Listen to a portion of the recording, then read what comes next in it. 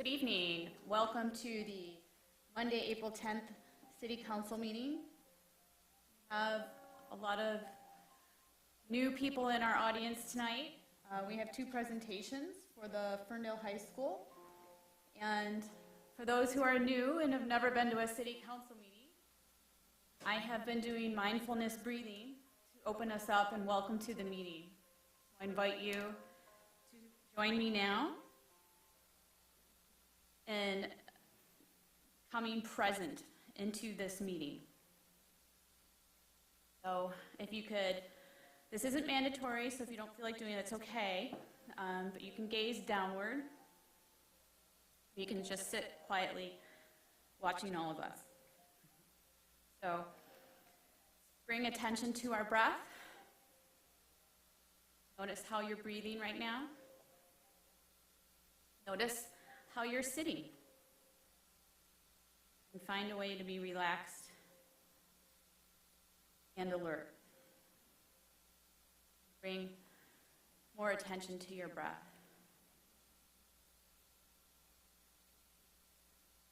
We're going to take some inhales and exhales. And count 4 on an inhale and 5 on an exhale. Inhale. Exhale.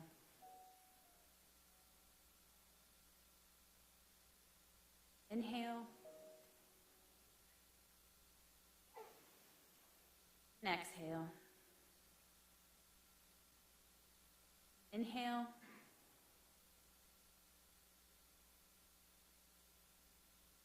Exhale. Mindfulness breathing can help you become more present in whatever you're doing. And taking some time out of the beginning of the City Council meeting helps us feel more present and focused. And it helps us to come ready ourselves to come together as members of the Ferndale community. I'm always grateful for people who come to City Council meetings and being aware and involved in local government, as people make our community, you make our community, and your involvement guides how we move forward collectively. All right, so I encourage you to wish yourself well and be curious and thoughtful and compassionate today as we start our City Council meeting. And I am so grateful everybody is here. And we will move in from mindfulness into excitement in a moment. So with that, we're going to open up the meeting with the Pledge of Allegiance. Please stand. I pledge allegiance to the United States of America, and to the republic for which it stands, one nation, under God, indivisible, with liberty and justice for all. Mr. Clerk, can we have roll call, please? James. Present. Leaks May. Here. Mikulski. Here. Polika. Here. Piana. Here. Next up is the approval of the agenda. Move to approve the agenda as published. Support. Moved by James and supported by Leaks May. James. Yes. Leaks May. Yes. Mikulski. Yes. Polika. Yes. Piana. Yes, and that item is approved unanimously. And now we are moving on to presentations. And we have two exciting presentations tonight.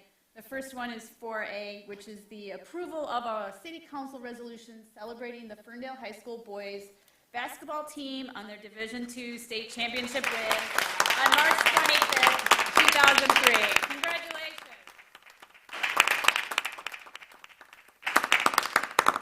We're honored to have you here tonight and present this to you. So presenting this tonight is City Councilwoman Rayline Leaks May, who is a huge supporter of our high school and the students in it. And she's going to be presenting the awards tonight, and I will be her Vanna White. All right.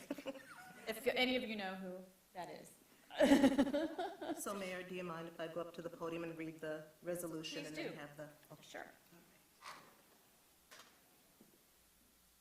Once we read the resolution, we'll have the boys High School basketball team come up on stage here, and we're going to do some photo opportunities together. All right, where's the coach? Coach?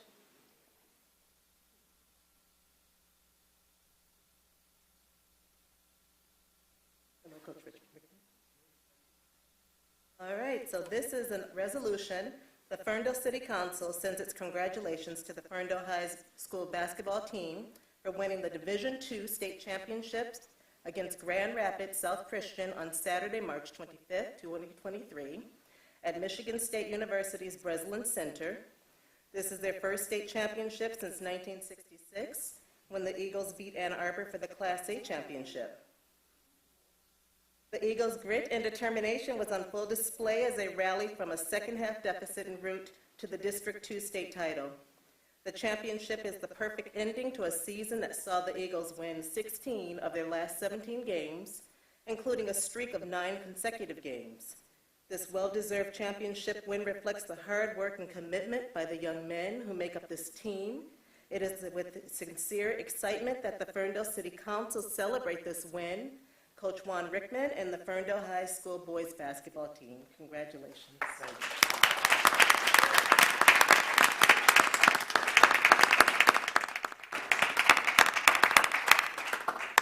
We would like to get a picture with you and your team right here up in the council.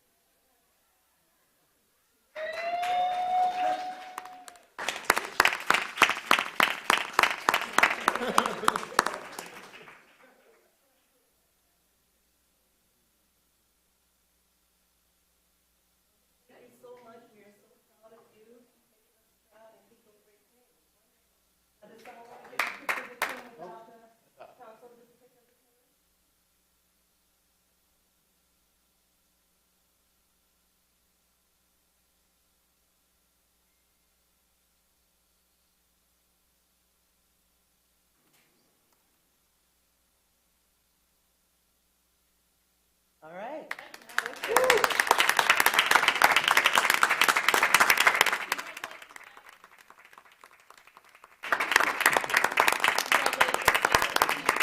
Great job, guys. Awesome. That's awesome. Great job. Great job. Great job. Great job. Congratulations. Congratulations. Great job. Congratulations. Great job. Great job. Congratulations. Great job. Congratulations. Great job. Congratulations.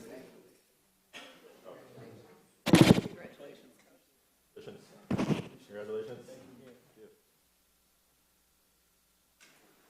All right, on to the second presentation. All right. Second presentation, and this one is kind of close to me since I have a child in this on this team.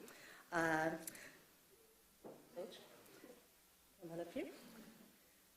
With little Effie. I see we got the youngest winter guard who's training. He's a pro at this point. All right. So the Ferndale City Council sends its congratulations to the Ferndale School District Winter Guard team for their state championship title win on April 1st. The 28-member team, made up of students from Ferndale High and middle schools, gave their best performance of the season, earning the title of Michigan Color Guard Circuit 2023 Scholastic AA Champions. Woo! All right.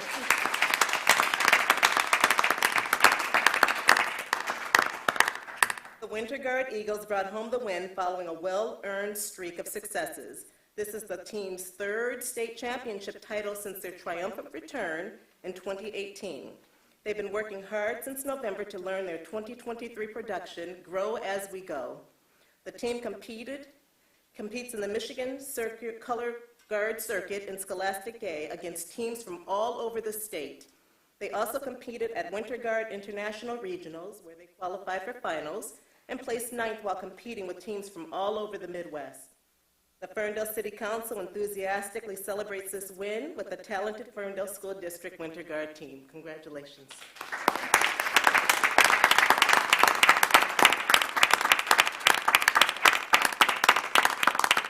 You want to come up on stage? Or no? Or are you good there? I say we have a couple members here. And we have a couple members, so let's come on up stage. Come on stage.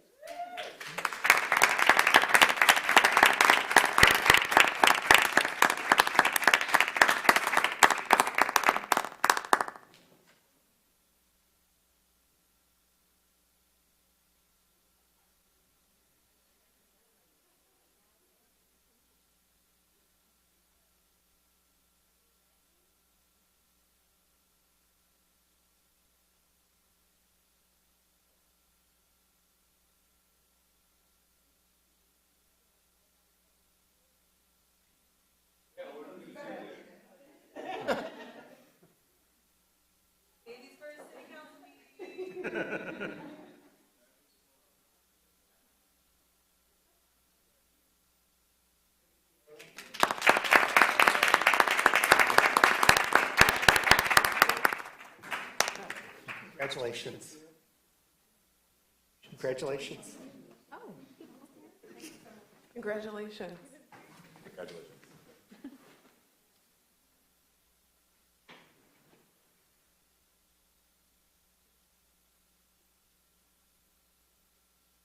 All right, well, we are going to move on to call the audience, and you guys all don't have to stay for that. I know you got busy plans tonight, but you're more than welcome to. But this would be the time to exit, if you didn't want to stay. We'll give you a minute.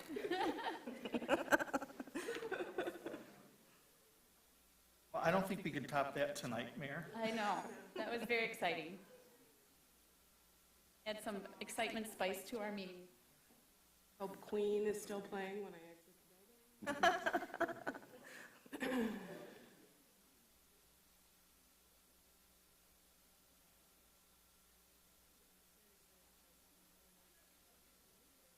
Doing that? Yeah. What the heck? I know, I saw it when I rode my bike up. I saw the outdoor advertisement. Like, what is that? Glad they did that. That's fun. It's fun. I know, they look great. All right, so we are gonna just introduce the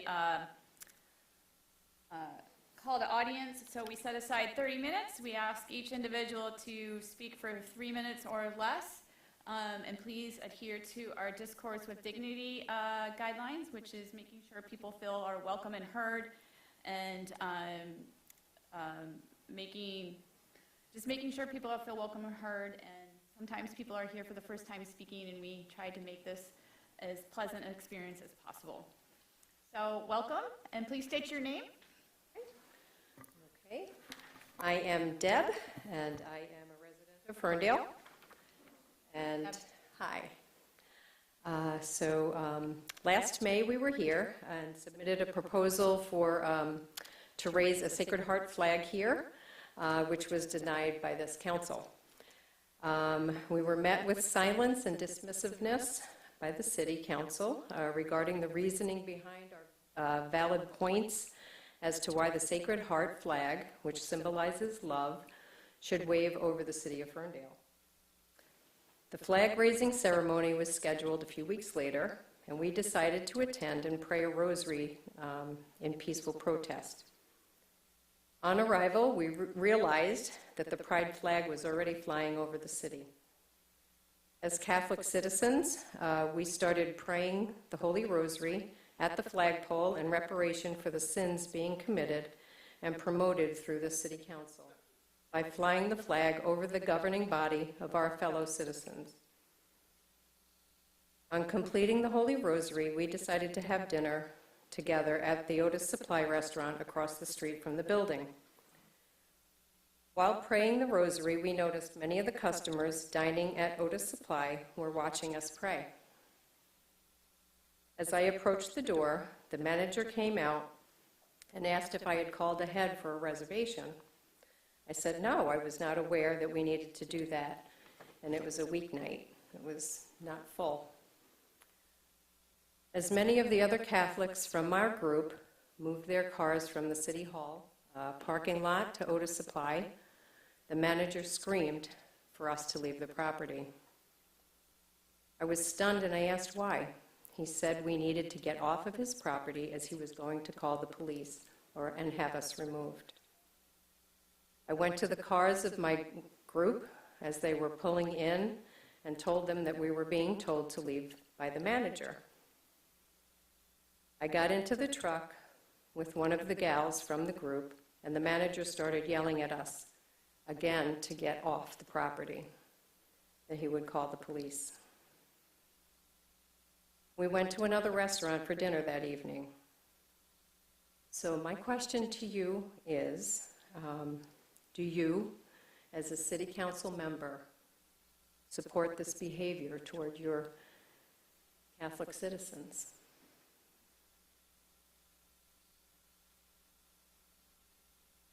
This is our time to listen and not react or have a debate, so please continue your comments. That is it. I'm just asking that question, and I'm ready for answers. This is not a time for council to provide you those answers, so this is a time for us to listen. Thank you.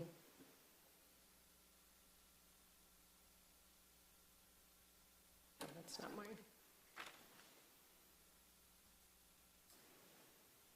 Hello, my name is Jeff, and good evening, councilmen and women. Thank you for hearing us today.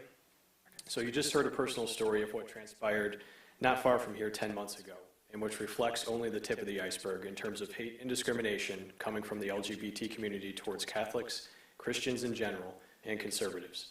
Just in the last month alone, the following examples of hate, discrimination, and violence towards peaceful protesters occurred, committed by those in the LGBT community at large. On March 9th, Stanford law students shouted down a conservative judge, and the DEI dean wouldn't let him speak. On March 14th, Cal Berkeley students smashed windows and threw eggs and used pepper spray in an attempt to disrupt Charlie Kirk from speaking at an event. On March 27th, a biological female, Audrey Hale, identifying as a trans male, killed 3 children and 3 adults in a Christian school. On March 31st, LGBT demonstrators physically and verbally harassed conservative counter-protesters, and 2 Christian schools canceled classes due to violent threats issued on Trans Visibility Day. Also on March 31st, in Colorado Springs, a transgender woman was just arrested for attempted murder because he had a manifesto to commit school shootings in 3 different schools. On April 6th, an Idaho school board member pledged in a tweet to pee on the governor's grave when he dies and tweeted "F you" because the governor signed a bill protecting minors from irreversible puberty blockers and hormones. Also on April 6th, Riley Gaines, a former NCAA swimmer who had to compete against a biological male, was physically and verbally assaulted following a speech at San Francisco State University, and she had to barricade herself in a room for 3 hours for her safety. While attempting to share her story, she was drowned out by pro-trans protesters and with no attempt at thoughtful discussion or dialogue. While being moved to a safer location, various phrases were shouted at her, including "Go the F home" and "Trans women are women." Finally, back again on March 11th, right down the road in Royal Oak, hundreds of supporters and people from the LGBT community shouted, "The Blessed Mother is a whore, hail Satan, and I hope you go to hell," to peaceful Catholics praying for the conversion of sinners and protesting disordered actions, since this event also included a man standing outside in a thong, bending over and gyrating his backside in front of very small children. This is just the last month. Since 2020, over 200 attacks have been made on churches and Christian pregnancy centers across the country. When we last spoke in May of last year, you all claimed many times that Ferndale is inclusive, tolerant, and accepting of all, especially the LGBT community. Does Ferndale condone these real examples of hate I just gave? I have to assume none of you want this in your city. And if you're truly inclusive, tolerant, and accepting of all, do you support peaceful Catholics publicly expressing their faith? I know you can't answer, but I'd like you to think about it. Thank you.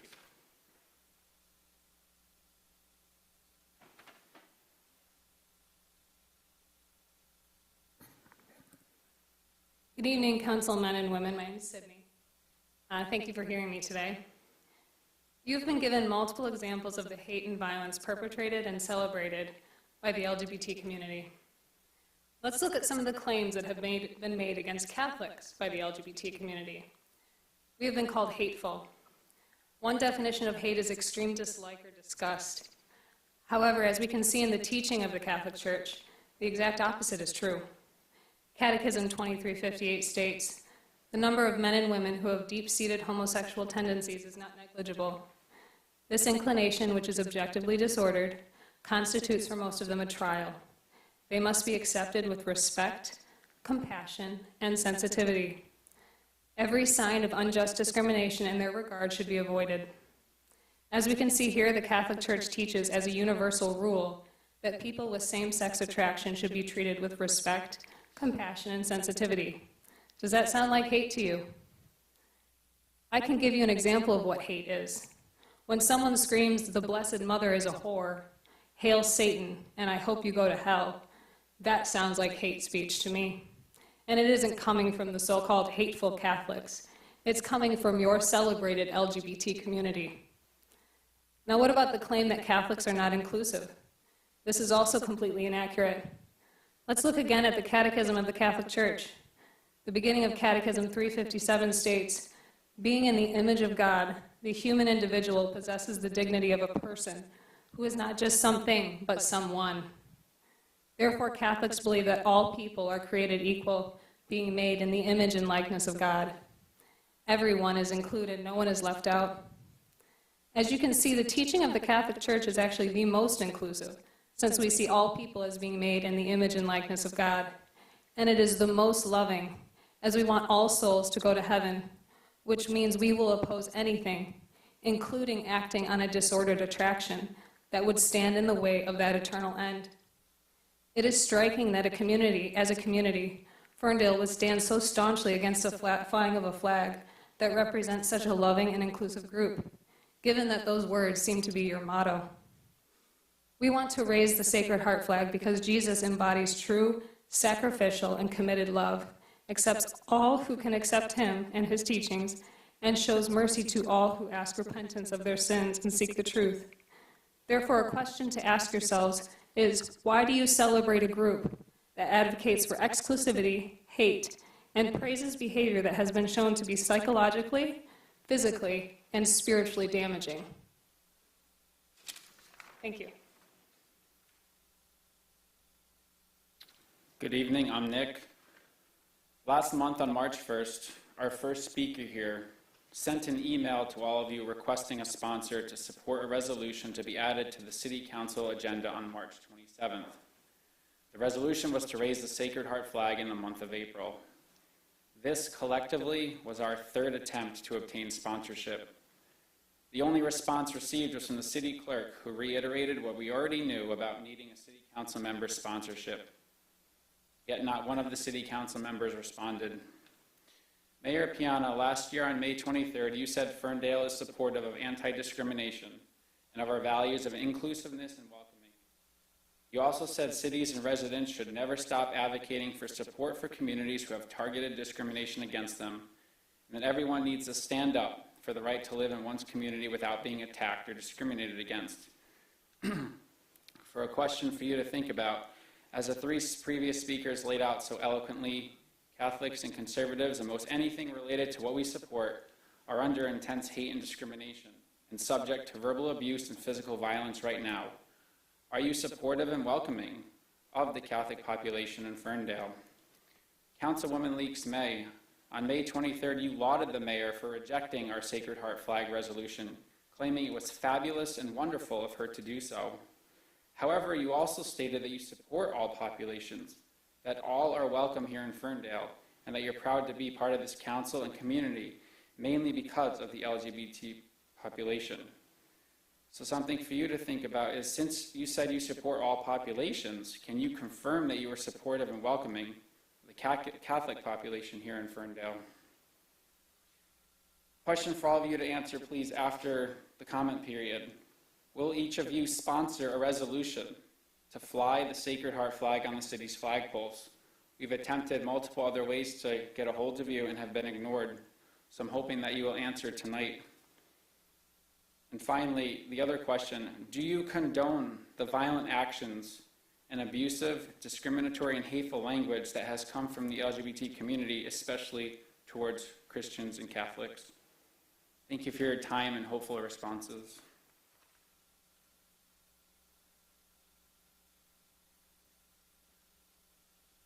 All right, who else would like to speak tonight on anything on or off the agenda?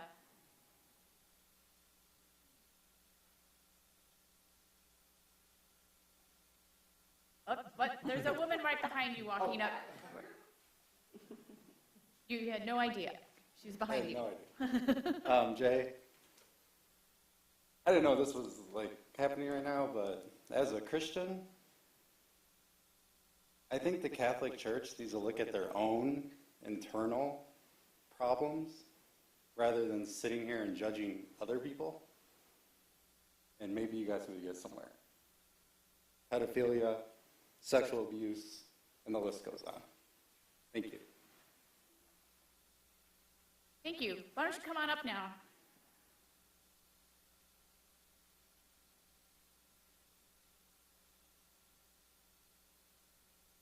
Thanks for being here.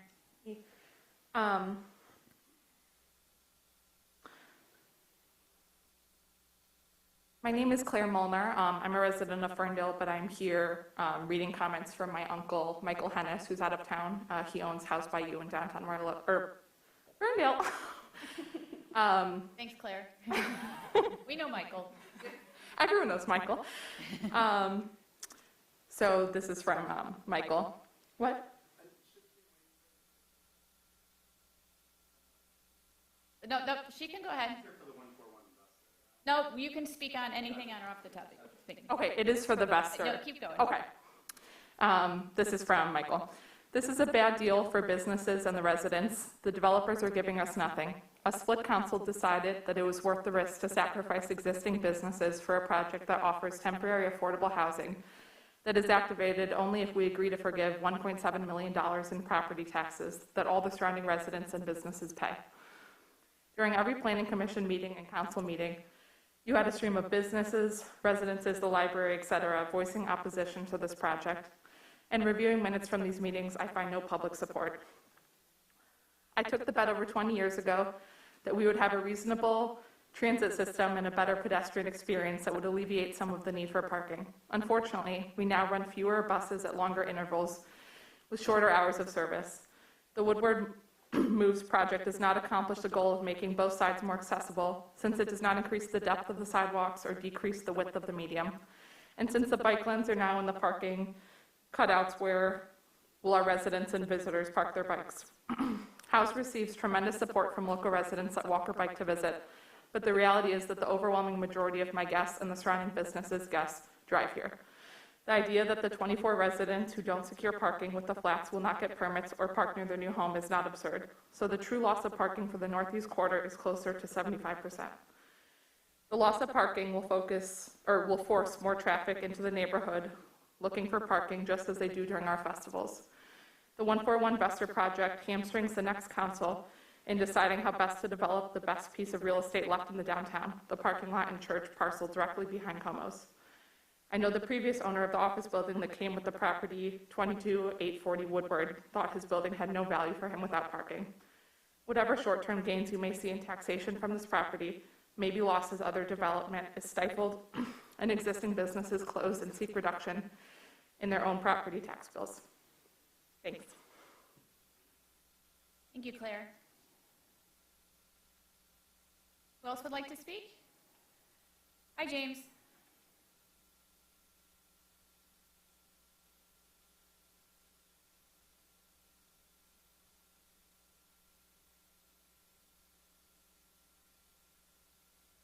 Hello, my name is James Van Steele. I'm a little premature in saying thank you, but I'm later on the consent agenda. Mayor Piana has saw fit to appoint me to the Environmental Sustainability Commission, and I just wanted to thank her and the City of Ferndale for the opportunity to serve as a volunteer on that commission. I'm a new resident of the city, only a year and a half ago that I moved here, so I see it as an honor and an opportunity to work alongside and learn from all the really deeply intelligent and caring people in this community to make the city and the region a better place. The other thing I wanted to say, I didn't know what was going on in the public comment period of this meeting myself, but I am a born and raised Catholic, still a practicing Christian, but I have personally moved away from the Catholic Church because of the way the institution has excluded members of the LGBTQ community. And I made that decision without any hesitation. I think I just came to a point in my life where, despite my experience in the Catholic Church and all the beautiful things that faith has given me in my life, I just realized that the way humans were carrying out the radical inclusion message of Jesus was wrong and incorrect and exclusionary.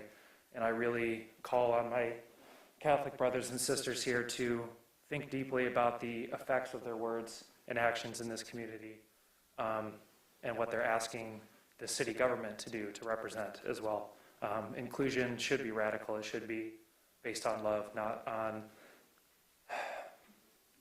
labeling people as intrinsically disordered. So I just wanted to add that to the end of my message and say thank you again for the opportunity to serve on the Environmental Sustainability Commission. Thanks. Thanks, James. Thanks for showing up at the meetings. All right, anybody else who would like to make public comment tonight? Hi, welcome. Good to see you.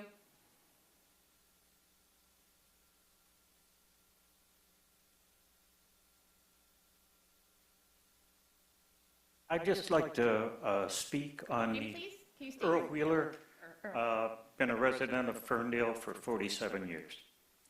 I would like to speak on the issue of parking for Woodward Avenue businesses.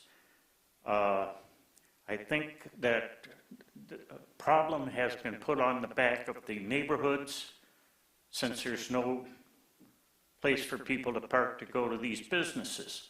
And I guess I'd like to know, is there any plans to take care of this issue of parking and make parking for these businesses? And that's pretty much it. We have issues every week. Every week we're calling the police because they're parked in our driveways or across our driveways or illegally parked, and nothing is being... What street do you live on? I live on East Maplehurst. And I'm sure there's other streets besides ours that are having the same issue. But I guess my question would be, is there anything in the offing down the road to do something about the parking issues in Ferndale? Thank you for hearing me. Thanks, Earl, for coming.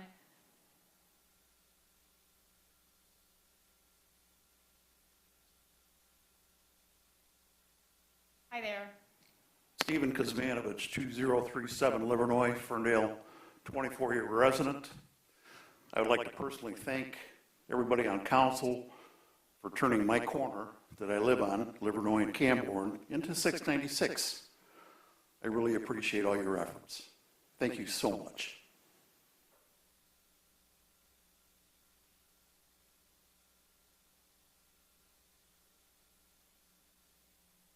Anybody else? All right, seeing no one else, I'm going to conclude the call to audience, and we're going to move on to our public hearing.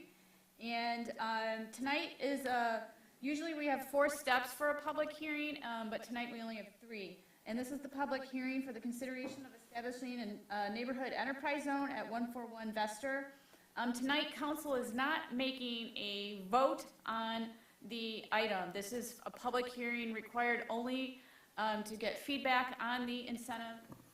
So there's 3 steps tonight. We're going to have a staff and applicant presentation, then we're going to open it up for public comment, and then we'll move to step 3, which is questions from council for fact-finding and clarification. So with that, I'm going to turn it over to our Economic Development Director, Roger. Thank you, Madam Mayor. Good evening, Madam Mayor and Council. As the Mayor said, this is a public hearing for a request for an NEZ district for 141 Vester. And as the Mayor said, no action will be taken today, but I'll reiterate that in a second. So simply put, why are we here today? The PUD agreement, dated November 23rd, 2022, outlined the potential for the developer to do affordable housing. And it states, if the developer does not receive the NEZ tax abatement in the form of a district, then the developer shall not be required to provide any affordable housing units within the development and may charge market rents. Simply stated, this request is to consider approving an NEZ district for the developer to fund the affordable units, and essentially no NEZ equals all market rate rents. And to reiterate what action is to be taken, per the NEZ, which is under state statutes, there's a requirement that staff and the city notice through a public hearing and have a public hearing not more than 45 days from that public notice, but the council cannot make a decision for 60 days from that public notice. That is around May 22nd, so I would anticipate at the May 22nd meeting or the first meeting in June, we will then come back with all the documentation for council to consider. So who was noticed for the NEZ public hearing? A couple different things. It was published in the Oakland Press and Daily Tribune. It was required to be sent to all the taxing jurisdictions, so in total 16 letters went out, and some of the people, entities were Ferndale Schools, OCC, Huron-Clinton Metropolitan Authority, the Ferndale Library, Treasurer, Assessor, Board of County Commissioners. It was also sent to all property owners within 300 feet of the district boundaries. So I want to talk about what is a customary incentive review for most municipalities. It's generally done through a gap analysis. And a gap analysis is 2 things: the cost of the project and the revenues generated, and is there any shortfall. The cost of the development is usually made up of 4 things, which are land costs, construction costs, finance costs, and then a developer's return. So those are the expenses. And then you plug in the revenues. Revenues are the rental rates that can be asked for on a per square foot basis. You have to subtract vacancy, subtract management fees, subtract insurance, include any additional revenues such as laundry facilities or parking, and that generates all the revenue. And when you compare them, if it's in the green, then essentially the development can stand on its own. And if it's in the red, upside down, usually a developer will ask the local jurisdiction for an incentive. In this case, we did not use that review for this project. Because of the affordable housing piece, we looked at it straight as what is the value of the NEZ, what is the cost to provide the affordable housing, and where do those numbers come in. So talking about that a little bit more, the first thing is to figure out what the NEZ is valued at. What is the tax abatement over the 15 years? And for that, we used the Oakland County Assessor, who is our contract assessor. And they provided us an entire spreadsheet looking at every tax jurisdiction from years 1 through 15. And in the end, the total tax abatement would be $1.724 million estimated. Staff then computed what is the cost or lost revenue from the developer providing 18 units. So giving some simple numbers, if an affordable unit can only generate $800, but a market rate can generate $1,200, that's a $400 difference times 12 months, times 15 years, times the number of units. And using that formula, the cost to provide the affordable units came in at $1.454. So pretty close in numbers, difference of approximately $280,000 from just a bird's eye view of the numbers. There is an incentive committee per the city's policy, and that is made up of the mayor, Councilor Leaks May, planning chair Michelle Foster, 2 business people within the community, the city manager, assistant city manager, finance director, CED director, and the DDA director. The incentive committee met on December 22nd, 2022, and the incentive committee reviewed the developer's proposal and asked staff to negotiate further to bring more community benefits for consideration for the incentive.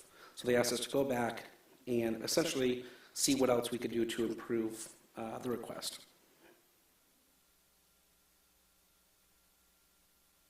Staff met with the developer and worked on a few different things, the first being including 3 barrier-free units, which was an idea from Councilor Leaks May. The developer computes and the architect computes that at about $10,000 extra per unit. Another thing was the painting of the mural. I think the PUD called for it, but it's still a little ambiguous. So we worked with the developer to allocate some funds to make sure the mural happens, but also any monies left over will be given to the city for art installation. Improve the alleyway over the PUD base. So per the PUD, there's a diagram of what the alley will look like. I think in further conversations, we would like to protect the pedestrians along there to the limit we can. That would include bollards, additional benches, additional improvements.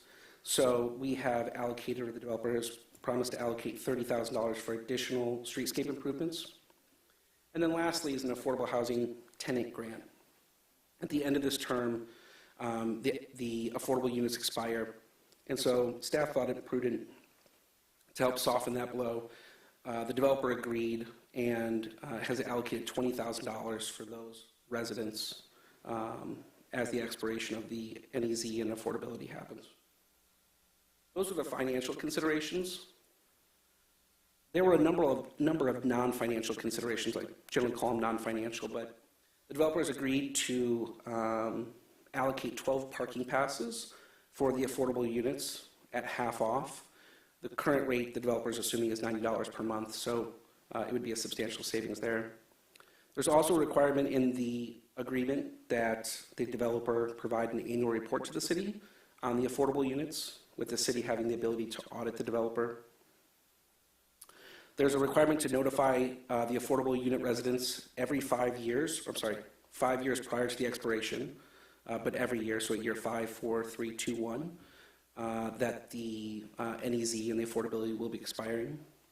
There's also a requirement that the developer or property owner at that time meet with the CED director every year, 3 years prior to expiration. One thing that didn't make this list is upon signing a lease, a resident will have to acknowledge that it's an affordable unit when it will be expiring. So it's on the front end and towards the end. And then there were another number of other, I think, community benefits. I think we find it prudent for the developer to work on a communication plan to the neighbors.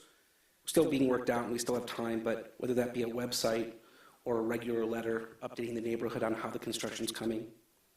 A requirement to work on a construction parking and signage plan. We think it prudent that that we work on where the construction workers will be parking away from the site. There's also a requirement that all complaints received to be referred to the CE director for our review, so we can see if there's something going on and address it. There's an acknowledgement that the NEZ can be revoked. That's in the state rules, but we thought it wise to reiterate in the agreement. Acknowledgement of our noise ordinance, so we'll spell that out. And then lastly, access to any security cameras to the extent allowed by law.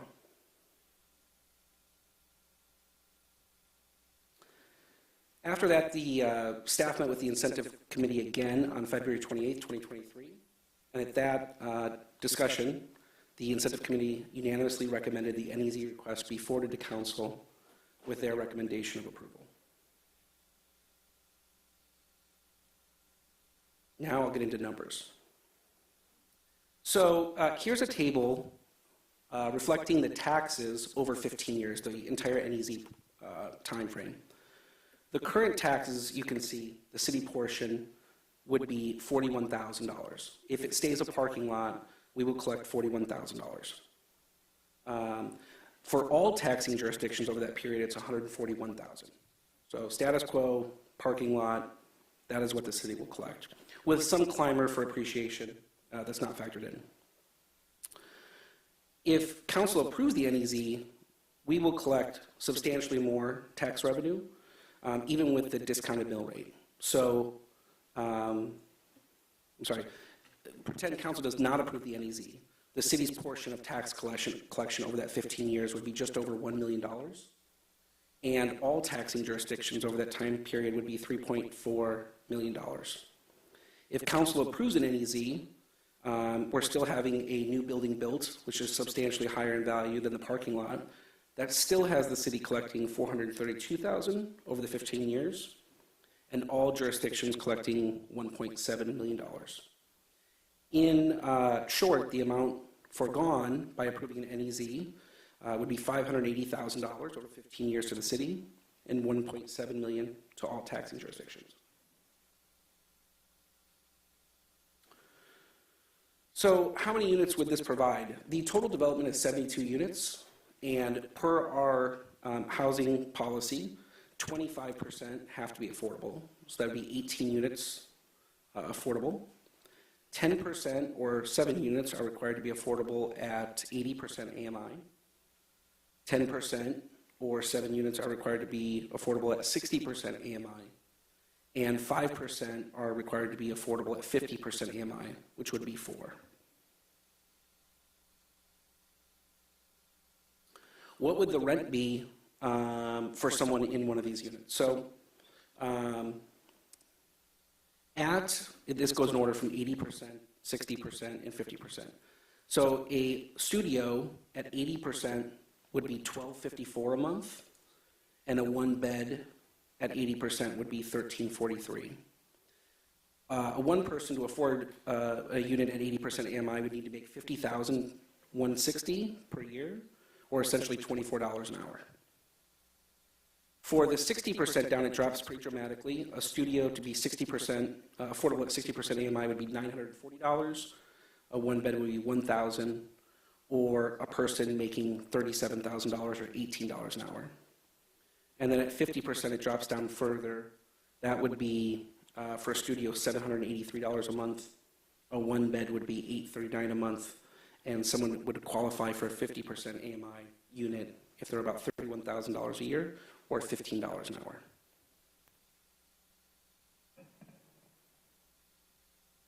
think this will be the last slide. So NEZs were recently changed, I think, and I think the developer can speak more to it, but I think originally they were only allowed in the city of Detroit. I think recently the state, a year or so ago, changed them to downtown districts can approve them, and I think he can speak more to the legality there. But this is a picture, you can barely see in the background, Ace Hardware. So this is just east of Little Caesars, west of Ace Hardware. And this is a development in Oak Park. Oak Park recently approved an NEZ for this development. So our neighbors are looking at them. Oak Park looked at it differently. They have a more prescriptive policy, but they don't require affordable housing. So the incentive granted here was more for a gap than it was a lot of community benefits. They got some, but I think we outshine in terms of what we've asked the developer to do versus probably what some neighbors are doing. With that said, that concludes staff's presentation. I think the developer is here, and he can go through it, and then the public, and then I'm happy to answer any additional questions. Thank you.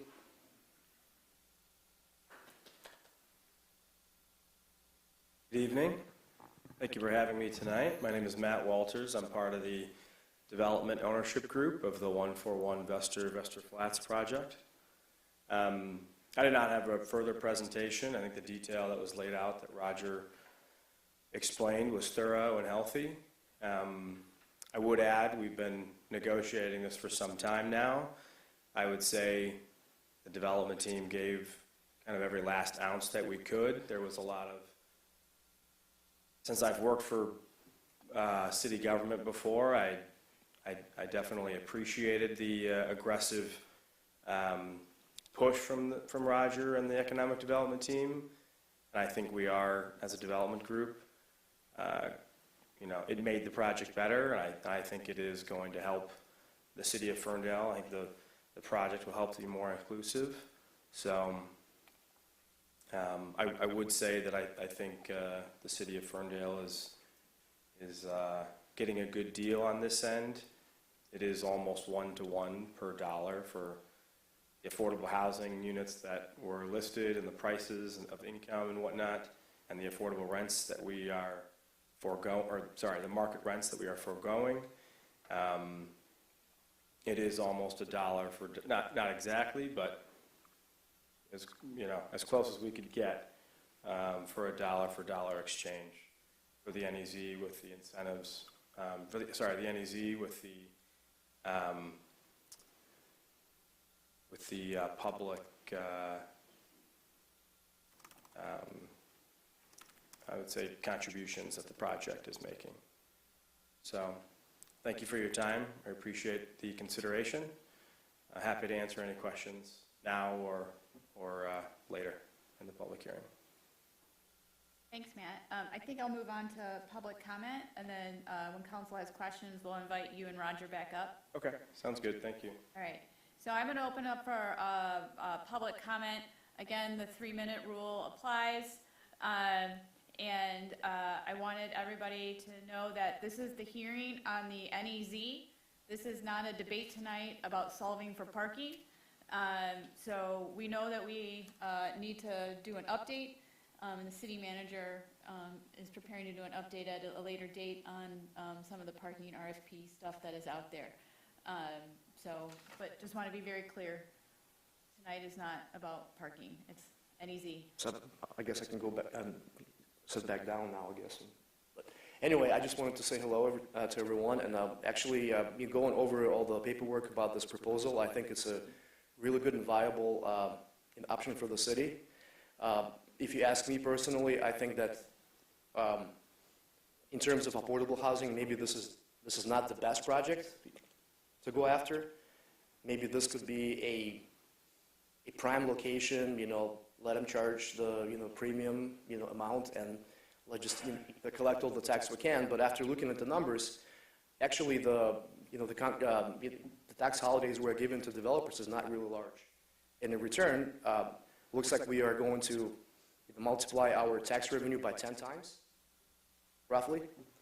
But with that said, I would like to say that it looks great for everyone except the lack of parking. But I know I'm not supposed to talk about this, but I'm just going to say that, again, that I wish there was a proposal or a, attached or not attached proposal, how we're going to look at opportunities to provide more parking for people. I know we're looking into future, and we think that we are ready to, leave the, four-wheelers behind and hop on the bus and maybe go on the bike. But people are still depending on vehicles to come here and spend some money in our city. And as many local businesses, including the Elks, we feel that we still need some parking. And if it's not attached, we need some parking within a reasonable distance of walking. That is great. I use it because I live a few blocks away. But it's not a viable solution for the corner where the new development is going. And thank you so much for consideration, and a great job with this development project. Can you just state your name? Oscar Renat, and since the reasons are not here, I can actually say where I live. It's 426 Albany. So.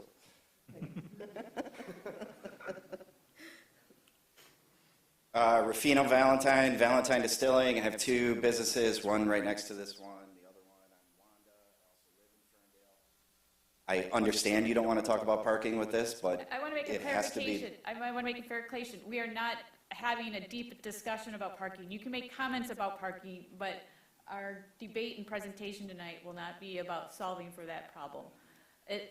I understand it's ongoing, and that's still a conversation that we need to do. So please go ahead. Thank you. I mean, let's see where this project has been over the history. We started off with a study that the taxpayers paid for, the city of Ferndale paid for it, that said this quadrant of Ferndale was the most in need of parking in the entire city. Flash forward, we take away 40% of that parking for a development, which I like the development in a vacuum, but it's It's not in a vacuum. This takes away 40% of the parking, and planning and city council approved a variance where there's not even enough parking for the development itself. We heard stories of, well, nobody drives anymore. Everybody walks. Everybody bikes. We even heard stories of, well, there's an app where people can rent out their driveways as a solution for parking. As a business owner, these don't even come close to solutions. At the 11th hour, Dennis came in and, it looked like bailed everybody out. But the city knew that that depended on an RFP approval, which has not even come close to happening yet. Actually, we've approved a site plan. He can move forward. So continue. The last I talked to Dennis, which was 2 days ago, his parking garage is not going up. So it would be, I think it's a little disingenuous to say that project is still going forward, because it's not. That's not what I said. Well, then it's irrelevant. If the RFP, whatever, if the parking garage is not going in, that changes the whole complexion of this development. At the last meeting, we were told, well, we got Dennis's approval next week and everything's going to be fine. You businesses don't have anything to worry about. Well, now, once again, we have a ton to worry about. And given this project, tax incentives to basically destruct the rest of the quadrant of the city, it just makes absolutely no sense. And everybody who voted because of Dennis's project, we really need to take a look at if we can move forward with giving them more money. Thanks. Thank you, Rufino.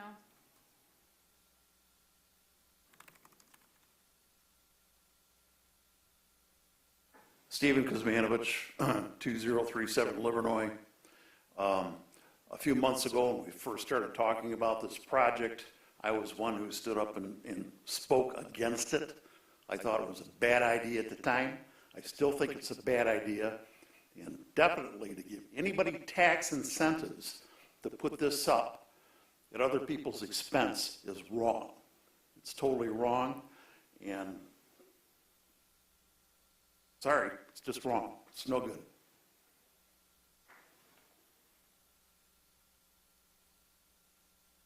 Jay Newchester, the Bosco.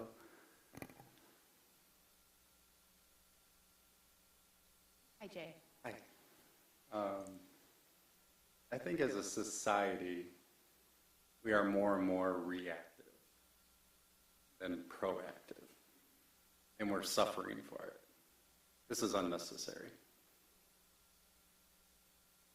I've put together some pretty great ideas to all of you, and nothing has happened. And it's going to create chaos. I will work with any of you to find one spot, 2 spots. We've been more than gracious about this. And it seems like nobody up there is doing anything except for passing the ball to somebody else. So again, let's be proactive. Let's solve this together and move forward with a great project for everyone, inclusive of all of us. Thank you. Thanks, Jay. Would anybody else like to make comment? Not Denitzia. City staff. All right, last call. All right, with that, I'm going to close public comment, and we'll move on to questions from staff for Roger and for the Matt Walters representing the developer. Who would like to start with their questions tonight? Questions, if I may, Mayor? I'll kick it off to Councilman Polka. This is for Roger. So in your presentation, you state that the current taxes that we're collecting over 15 years is, well, all-inclusive would be $141,612.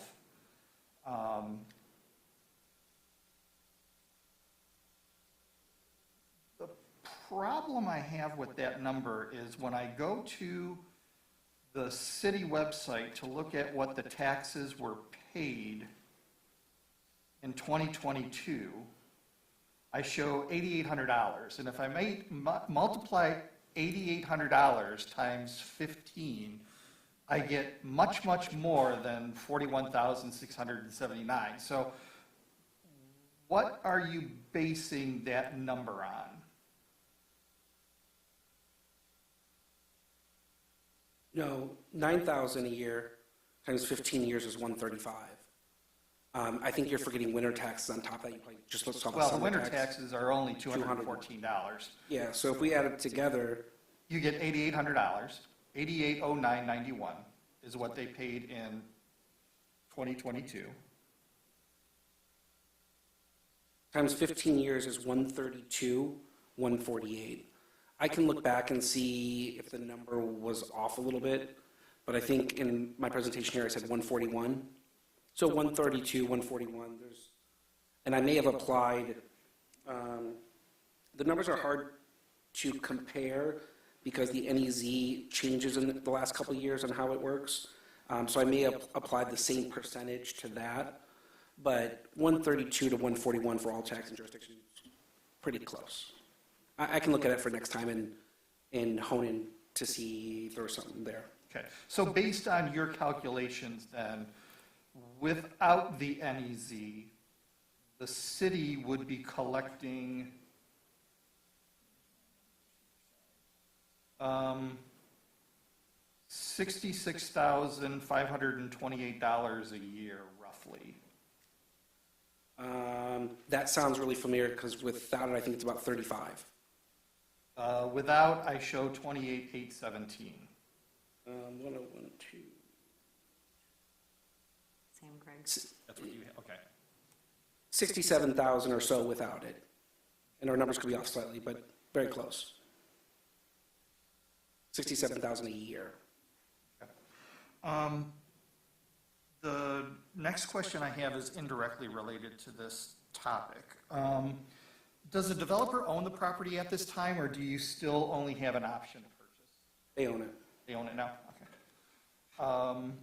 And then should the council decide in May when it's voted on, or June, I don't know what date, the end of May or early June when it's voted on, should the council decide not to approve the NEZ, what are the developer's intentions for the project?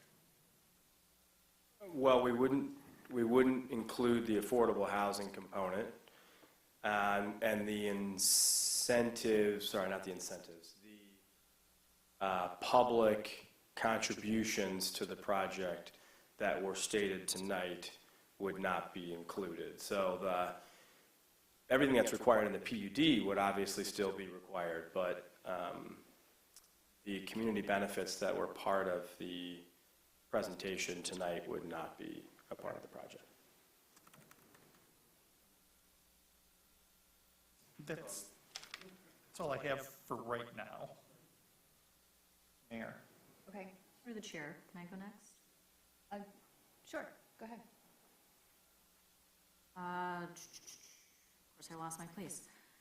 Okay, the proposal makes mention of HUD-published Oakland County AMI rate. Are we using Ferndale-specific rates or Oakland County on average? I have to look back at the sheet. I think it's Oakland County. I don't think it's Ferndale specific. Okay. It's probably at the county level. Okay, is that something that you can get clarification on and send it to council? Yeah, we have the HUD printout that we can forward to council that from 1 person to 8 person, from studio to 3-bedroom will outline all the, it's prescriptive. It's this a number if you're in this row or column. Okay. Sure. What is the market rate rental figure that you were using for calculation in your presentation? I knew you were going to ask that. Hope you have it. It would be on my computer and I can look. Generally speaking, I think for a studio would have been like $1,250, and one bedroom was probably $1,450. So I can get you the numbers, but they're higher. But I can look at my computer. I think we have them listed out. And it sounds like, as a developer, you know the difference between those two figures, between what would be the AMI rate that we're proposing for the affordable housing versus market rate. Do you happen to know roundabout how much of a difference that is? Correct. Well, it depends which each AMI, so the 50% AMI, the difference between 50% AMI and market rate is a lot. Okay. Sorry, I don't know if I'm not speaking to the microphone. I apologize. The difference between the 50% AMI and the market rate would be much more significant than the difference between 80% AMI. Right, so the maths. I got it. Yeah, yeah. Okay. So my answer is yes, I do know Okay. we do know, yes, we have underwritten the difference between the market rate and the affordable. Okay. On the proposal for the NEZ certificate, there's the ability to audit, but my ask would be, who's doing the audit, with what manpower, and what are the ramifications if we audit your affordable housing program and your affordable housing offerings, and we don't find them compliant? I think the city attorney can speak to that, but I think we would let the developer know. I think there's a cure period of like 30 days, Okay. and if they didn't, then potential revocation of the NEZ. But I think Yeah, I mean, yes, through the chair, there would, as proposed, be a period of once the potential issue or noncompliance is raised, and then should they not, the city would have the discretion to seek revocation from the state. I would also add, the developer would have little, you generally think that maybe they won't rent some. They would have little incentive to do that because they'll be foregoing rent collection as well. So if they don't rent one out, they're missing out on $783 or Sure. $839. But there is provisions in the agreement to audit them. Answering that question, it would be staff who would audit them. It would generally probably be done after they give their annual report. So we have to work on a form of the annual report that we would like to see. But as they submit that, if we question the annual report, that would be the opportune time to sit down with them and ask for additional information. Okay. Do you have any idea how many man-hours that might be to audit something like that? No, I mean, it depends on what the question is. If they gave us an annual report and they said this year they rented out 16 units out of 18, then we would send them a letter or call them and say, what's up with the 16? Can you give us when the people started, when they ended? Was it just a mathematical error or what? And I would envision they would respond pretty quickly. I don't envision, this is not like a, deep IRS audit or anything. This would just be. I'm glad you know where my head was going. It's tax time. Yeah. Two more questions. What are the state rules for revocation of the NEZ? I think the city attorney would be maybe better to speak that. He might need a second. I don't know if it spells it out. Through the chair, I can have that information to you. All I know is the statute does allow for and makes reference to. It's probably notice to the tax tribunal that they're in default in some process, and the developer might be able to speak. He knows a little bit about NEZs. He might be able to speak to that. And last question. I know we're not talking about parking tonight, but I was going to ask our city manager. During the 141 Vester meeting where we passed the 141 Vester project, we did mention that 180 Vester was a solution. Do we have any indication that that project is moving forward? Through the chair, no, I haven't received any follow-up since their special land use approval. They did get a special land use approval by City Council to develop 180 Vester in April 2022. I have not received any other documentation. Thank you. If I may, through the chair. I just had a question, and I know that regarding the $20,000 grant, I know it's not actually been decided as to how that will be allotted just yet. But can you tell me kind of what you're thinking and kind of explain what that means? Sure, so, others who don't know what it is. sure, so as the incentive committee concluded our last discussion on February 23rd, we didn't discuss that provision. I generally see there's two options. Anybody in an affordable unit can split the $20,000. You know, that would be $1,200 or so. 15 years from now, it wouldn't be a substantial amount. Or we could do something different, such as reward those who have been in the community longer and have leased it longer. Dan and I haven't discussed that. I think we wanted to get the committee, and particularly your and the mayor's feedback, and we would include it in the next agreement. It might be wise to include it in the next agreement as an intent. The intent would be people who have lived there 3 years or longer would split it. And we might want to provide the council in the future the flexibility and CED director. Maybe no one's lived there 3 years at that point, or maybe everybody has. So I think we will have a better answer for you after we speak with you and put it in the agreement and have it for the June.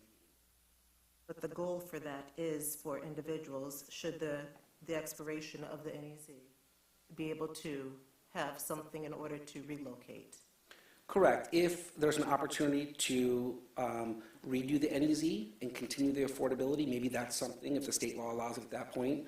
They have to invest a certain amount of money in the project. So maybe there's an opportunity for people to stay. But if not, at least it's something to help people, along with all the notice to prepare down the line. Thank you.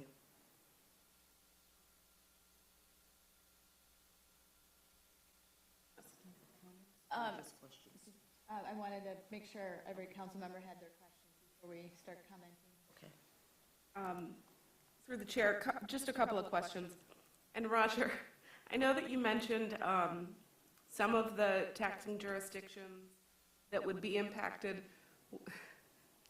In fairness, would you read the whole list of taxing jurisdictions just so that we and others know what's at play? Sorry, I know that's tedious.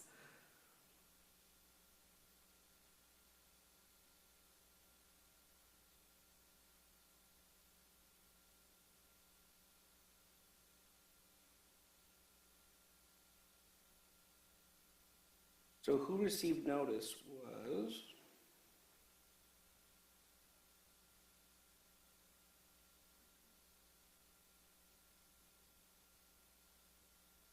Give me 1 second.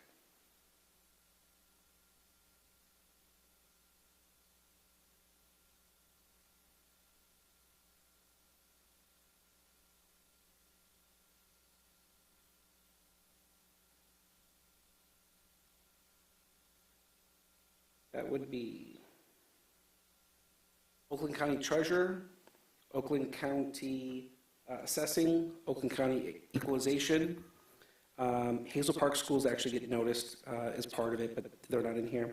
Oakland Intermediate Schools, Oakland Community College, Oakland County Planning, Oakland County Board of Commissioners, Huron-Clinton Metropolitan Authority, City of Ferndale, Ferndale Downtown Development Authority, Ferndale Library, Oakland County Public Transportation Authority, and the Ferndale Schools.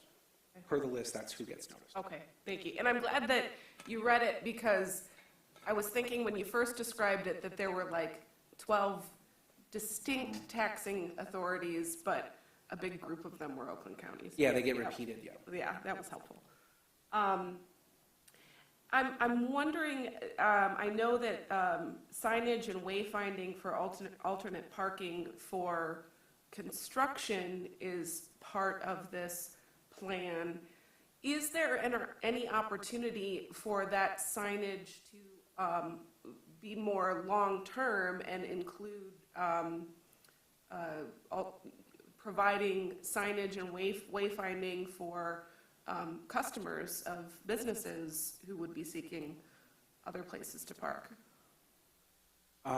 Is it possible to wrap those together, kind of? Yeah, I think the developer can speak to it.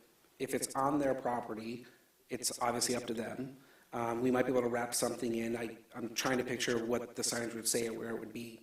I would turn over the developer to say that I'm almost certain he would be willing to incorporate some signage if it made sense. And then we have alleys there and roadways that obviously we could do, but I think he can speak to if he may I add too, this is a conversation the DDA board is having on improving parking signage generally for the city. So I think there's a broader conversation to be had that, yes, to figure out how to do that. Good to know. We would certainly do wayfinding, as you suggest, as you stated, we are for the construction, and we certainly would for businesses. We'd want Bosco to be front and center, obviously. But I think all the businesses, it would be kind of how do we prioritize the blocks, right? But we would work with the DDA and the local business association and Roger and team to do that, so.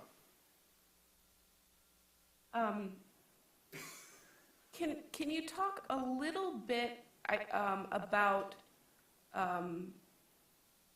what the grants for the affordable unit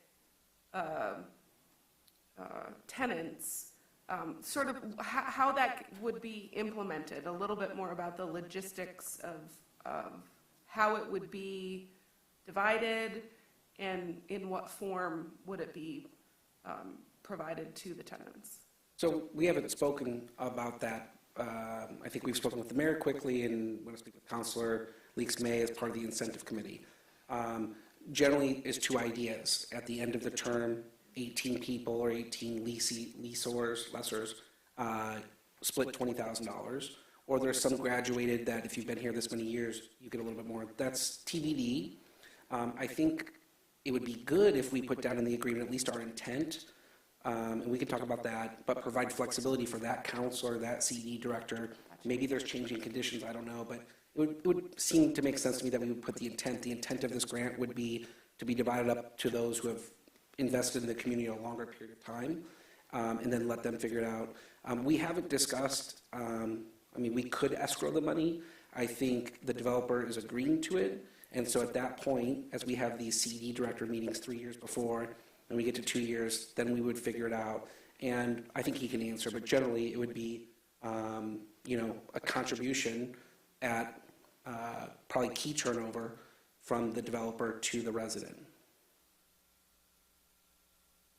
Yes, through the chair, you have my mind thinking now, because you brought up escrowing the money. Kind of like the art fund, where the money that we're not using for the mural go into publicly held somehow, a bank account that's managed by the city, DDA, whomever it is, for the artwork. We could just donate the money to an affordable housing. We could donate the money to a bank account that's, again, managed by the city or the DDA or some authority that then has their own discretion with that building, how the money gets spent.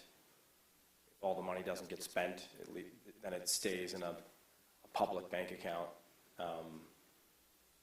But we're open to however the city best sees fit, allocating those dollars to the 18 lessors. We're happy to work on that and figure it out. I would say if the developer is willing to have the city escrow the money, we will happily hold on to it to that point.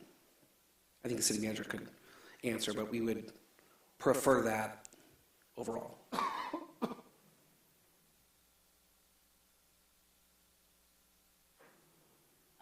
Any other questions? Did everybody get their questions in?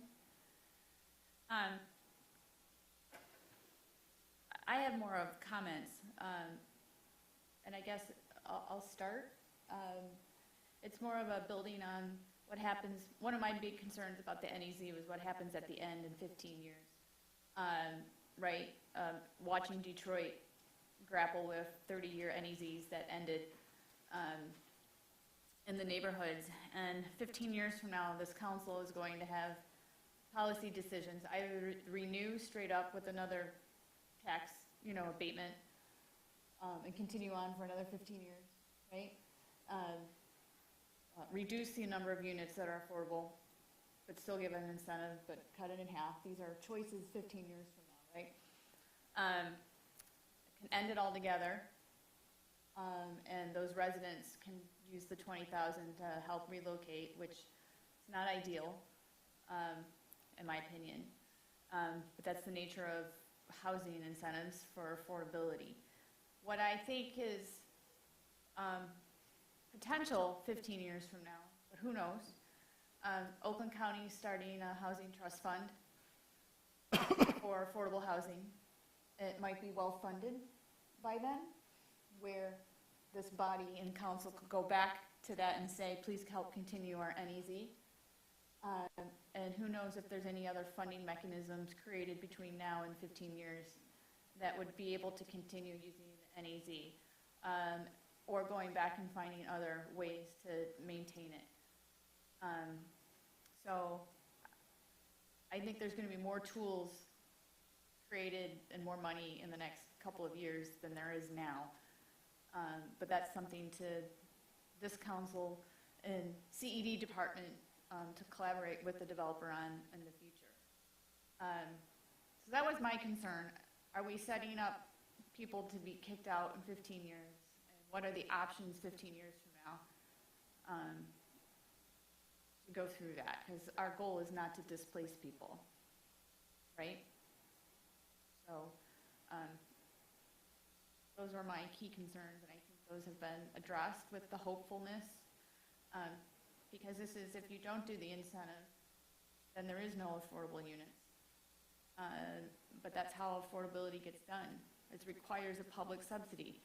Otherwise, you don't get, the market doesn't deliver on it. That's my first comment. I'll stop there and continue on. Mike? Through the chair? Through the chair.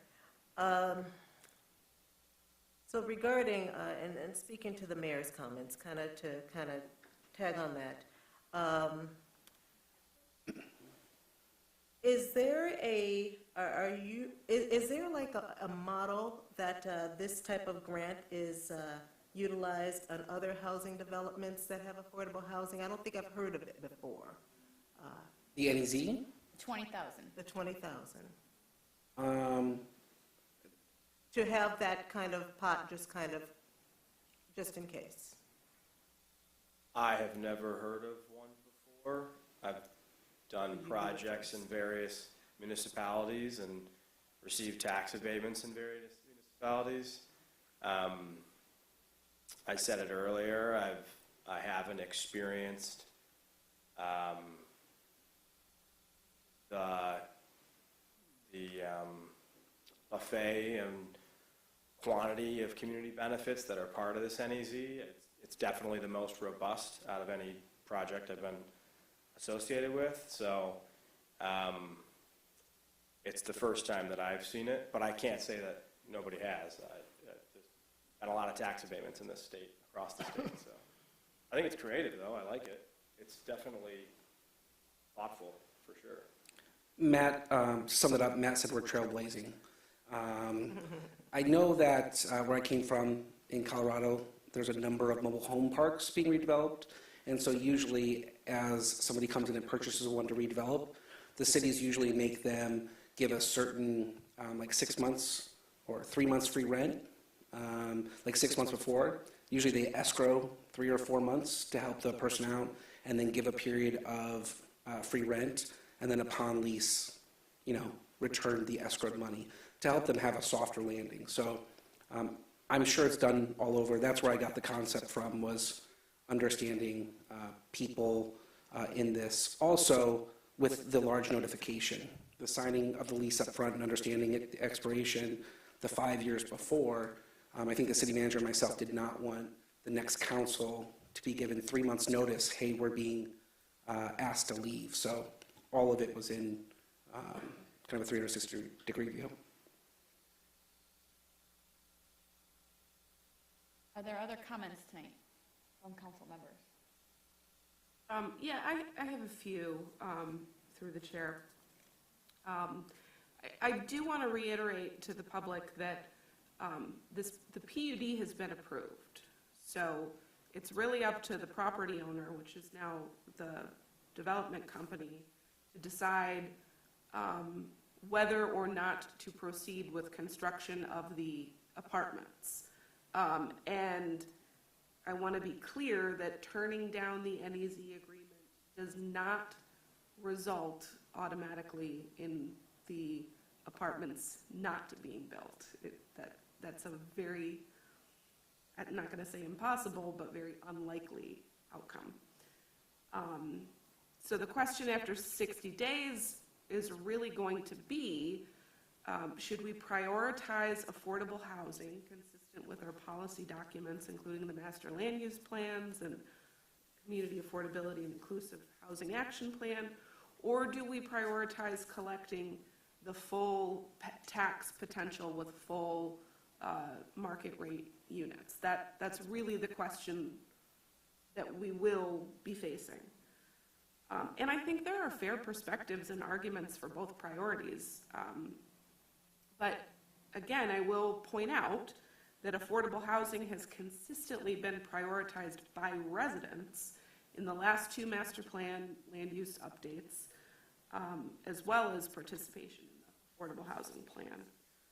And we don't have the power to simply cap rents. We can't pass a rent control ordinance. The Michigan legislature does not allow us to do those things. And incentives are among the few options that local governments have. It's not ideal, but this proposed agreement goes well beyond most NEZ agreements. I agree that some continued brainstorming around parking solutions would be helpful. Among other ideas, I think shared parking agreements with daytime heavy businesses might be helpful, and businesses communicating other parking options to their customers might be helpful, and I hope to continue to participate in those conversations. And then the last thing I wanted to point out is that as a Vestor Street neighbor, just a half a block from here, please let me know if I can be of any assistance in the neighborhood communication plan, with or without the NEZ agreement, because I know that people on Vestor and Breckenridge and who use Bermuda are going to be eager to know if there are times when the block is going to be cut off for periods of time for a crane to get through or what have you. So please avail my resources in any of that. Certainly. Through the chair, really quickly, it was an acknowledgement in the agreement, but we would certainly do that regardless of the NEZ. I may through the chair, one more comment. Well, I just wanted to thank Roger for the negotiations and Matt for you for being open to the creativity presented. I am in love with the fact that we're going to have the barrier-free units because that seems to be, I don't know, a forbidden word sometimes when developers want to develop in our community. So thank you for wanting to open that up for individuals who would utilize this type of housing and contributing to Ferndale's inclusivity. And then thank you to everyone else who was involved because yes, as Mayor Pro Tem James stated, we do need some to talk about parking at some point, but I am happy with overall with this development and the negotiations that have come forward because of it.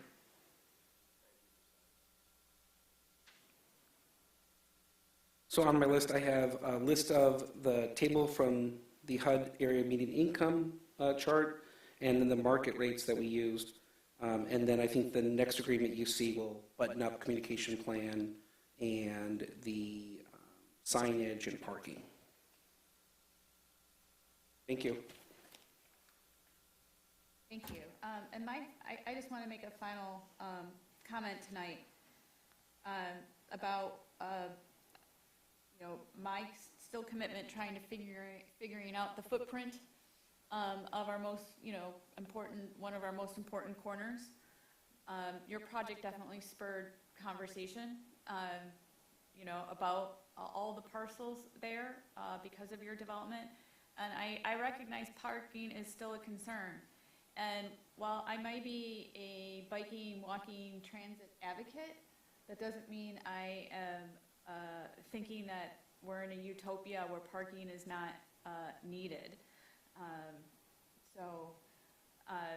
This is always about, balancing the changing dynamics of our downtown with housing over private car storage, which is some of the challenges we're facing. But we're really on another approach for parking. Property owner Dennis Zoma got a project approved to build a mixed-use parking deck, and that hasn't really gone forward, and that is by his choice. But he's been approved and cleared by the city to move forward on that project. And then we did an RFP process, and that didn't really on the city's own Como's lot to see what we could put together. And then now we've already put another focused charrette, which I said we need to take a step back and look at the whole footprint of those parcels there. And the city has funded through our zoning ordinance update to do a publicly vetted redevelopment, which we have been talking about, and approved publicly to move forward through the zoning ordinance update. So I think ongoing conversations about how to solve these challenges on the east side. But I do encourage businesses to showcase our DOT project. We had $22 million of public subsidy to create more parking, and I know that crosses Woodward during a construction year, but you're not starting until October. Is that my understanding? Breaking. If we're lucky. And if Pushing hard. so, all this to say is that we're still committed to trying to navigate how to get this done. But I want to say that my view has changed, not just to solve for parking, but solve for great outcomes on these footprint of our downtown, which is why I supported the zoning charrette. So how to deal with the Como's lot and putting this all together, because it's really ultimately how the people want to use this our downtown and interact, and what the buildings look like and the spacing, and we need to have a better vision and not just do it parcel by parcel, which we started that process because of parcel by parcel, because you've introduced a parcel. So that's why I've been supporting the charrette process as part of the zoning update as another approach to figuring out what to do with additional parking and development in general. So, any other comments? Is that it? Does anybody else want to make any comments? We're good? All right, so there's no decision tonight. Good discussion, healthy discussion. And I do request maybe you can do a brief presentation at some meeting about this. I can provide a summary update. Yep. Because the residents and business owners are asking. And then with that, I'm going to conclude our public hearing for the neighborhood enterprise zone at 141 Vester. Use the gavel. Concluded at 8:35. And so with that, we're moving on to the consent agenda, and I am going to hand this over to Mayor Pro Tem while I take a bio break. All right. Forgive me, I recovered from COVID, having that 6 weeks ago, and now I'm in spring allergy nightmare, so forgive me. The items on the consent agenda are as follows. 7A, approval of the March 27, 2023 meeting minutes. 7B, approval to purchase mosquito tablets from Clark in the amount of $10,648. The expense to be charged to the water fund operating supplies, account number 592-000-470. Item 7C, consideration of 2023 parking space license agreement with the Ferndale Area District Library. For 7D, I don't know why I started to say 4. 7D, approval of the resolution to observe and proclaim the week of April 10th, 2023 as National Public Safety Telecommunications Week. 7E, approval to replace a customer service 3 position with an administrative accountant position in the finance department. 7F, consideration of security camera purchase and installation at Martin Road Park. 7G, approval to participate in the new National Opioids Settlements Program and direct Assistant City Manager to complete and sign application for funds. 7H, approval of the 2-year appointment of James Van Steele to the Environmental Sustainability Commission. 7I, approval of bills and payrolls as submitted by the Finance Director and subject to review by the Council Finance Committee. Council, do I hear a motion? I move to accept the consent agenda as presented. Moved by Councilman Polika. Support. Seconded by Councilwoman Leaks May. Polika. Yes. Leaks May. Yes. James. Yes. Mikulski. Yes. Piana. That takes us to our regular agenda. Item 8A is consideration of the 2023 pavement marking bid award in the estimated amount of $152,947.50. Dan Antostic, take it away. Yes.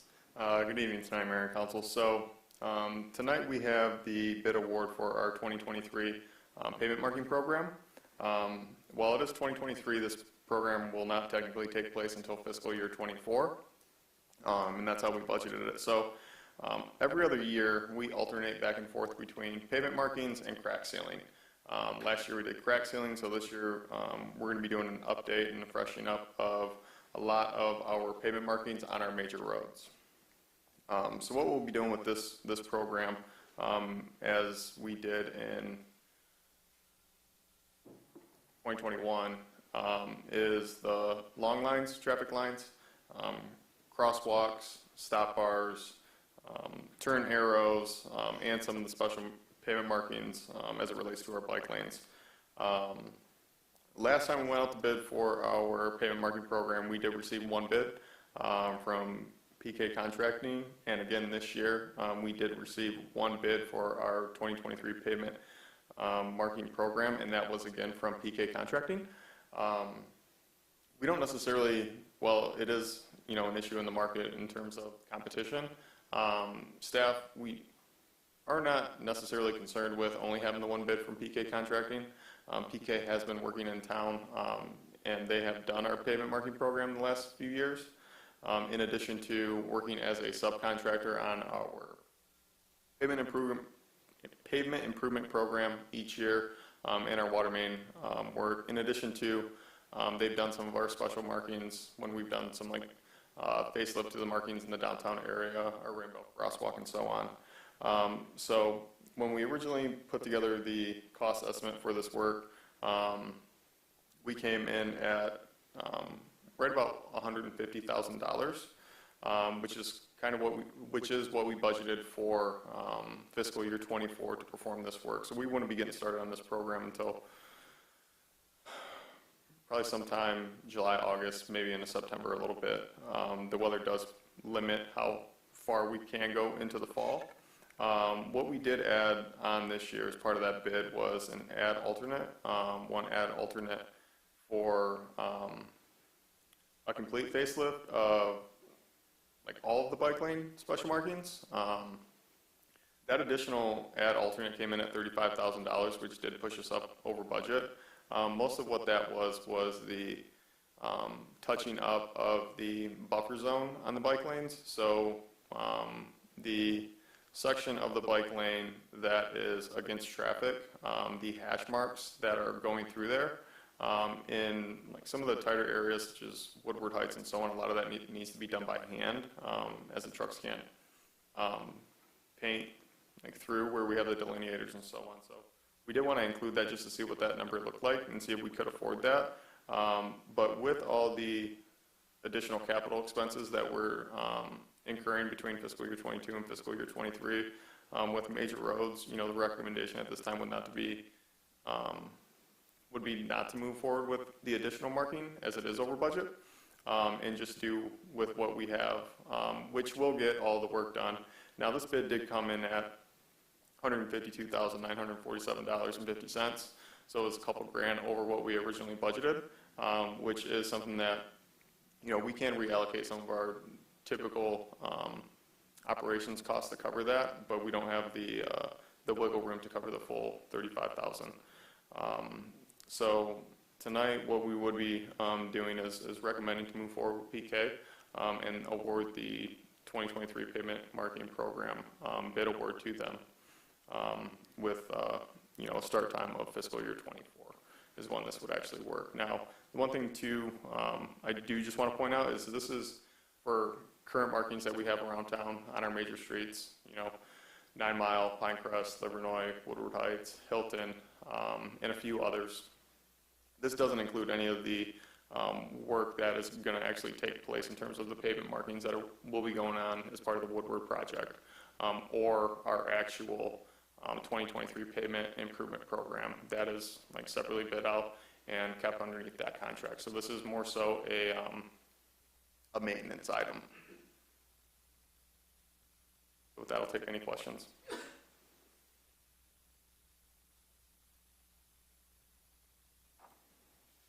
Through the chair. I know you threw out the figure, the 35,200, as an added alternate. At what point would we be aware that we would need to add those funds?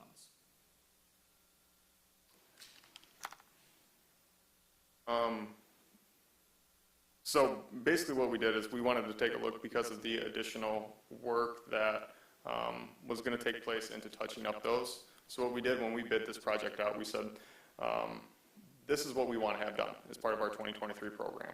We want to take a look and see if we can also do this as part of that program. And that's where that add alternate came from. So what we're recommending to council is that we award the base bid. And we don't award the add alternate at this time. So then what we would do is take a look at our budget as we move forward, and make those adjustments accordingly for future fiscal years to accommodate this additional work. Okay, thank you. You may have said that, it's just, that's not how I understood it the first time you may have mentioned it. Are there other questions from council? No questions, just a confirmation. I can just give it at this time. So these funds are coming out of the Act 51 dollars, the funds. So if you buy gas, that's what's paying for it, and these are not coming out of general fund property tax dollars. That's correct. Took half of my comment. The only question I had, Dan, was, is it normal for us to only get one bid from a contractor for these road markings? I think the last time we actually received 2 bids was when we did the 2019 program, and it was PK Contracting, and I think RS Contracting that submitted bids for this program. Last time around, PK was the only one that bid. PK has scaled up quite a bit in the state of Michigan over the last few years. So they're headquartered in Troy, but they have satellite, say, yards sprinkled throughout the state of Michigan. And basically what they did, as most of the largest companies do, they expand, they scale up, they purchase people out, and now they are the main kind of outfit, at least within, especially within the southeast Michigan region, performing this work. So the nice thing is PK does quality work. The bad thing is in terms of competition in the market, there's not a ton of that. One other question. Where do we put our bids out? Is it So normal Michigan? we put our bids out onto Mitten. It goes through like BidNet Direct. We do, when we put these bids out, it gives you the option to, let me click on every vendor that could potentially perform or related to this type of work. They typically get notifications. So this is going out in the same spots that we're putting out our pavement improvement. Any bid any larger competitively sourced bid, whether it's a RFP that we're putting out or an actual request to perform this work, is going through BidNet and Mitten.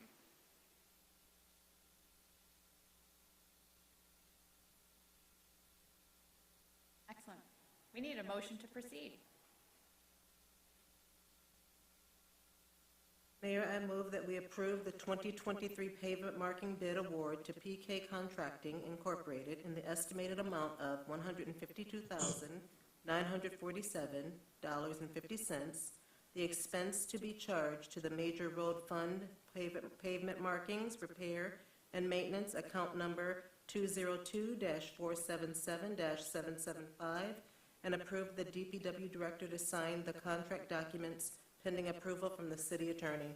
Support. Moved by Leaks May and supported by Bukowski. Leaks May. Yes. Mikulski. Yes. James. Yes. Polika. Yes. Piana. Yes, and that is approved unanimously. Thanks, Dan. Thank you. All right, we're moving on to our last item on the regular agenda, and it's 8B, which is a presentation of the fiscal year 24-26 triennial budget. Again, this is a presentation. City Council is not taking any action tonight, except for asking questions. And this is part of our budget process.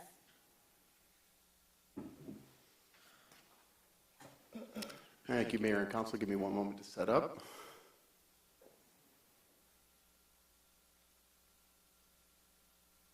When I arrived, I saw a video billboard in a packed house, and I thought everyone was here to rally around budget. But, or pavement marking, I guess. Okay, thank you, Mayor and Council. I will give you forewarning. It's spring allergy season, and they're hitting me. So I don't know if anyone else is worse this year like me, but I might take a couple breaths tonight.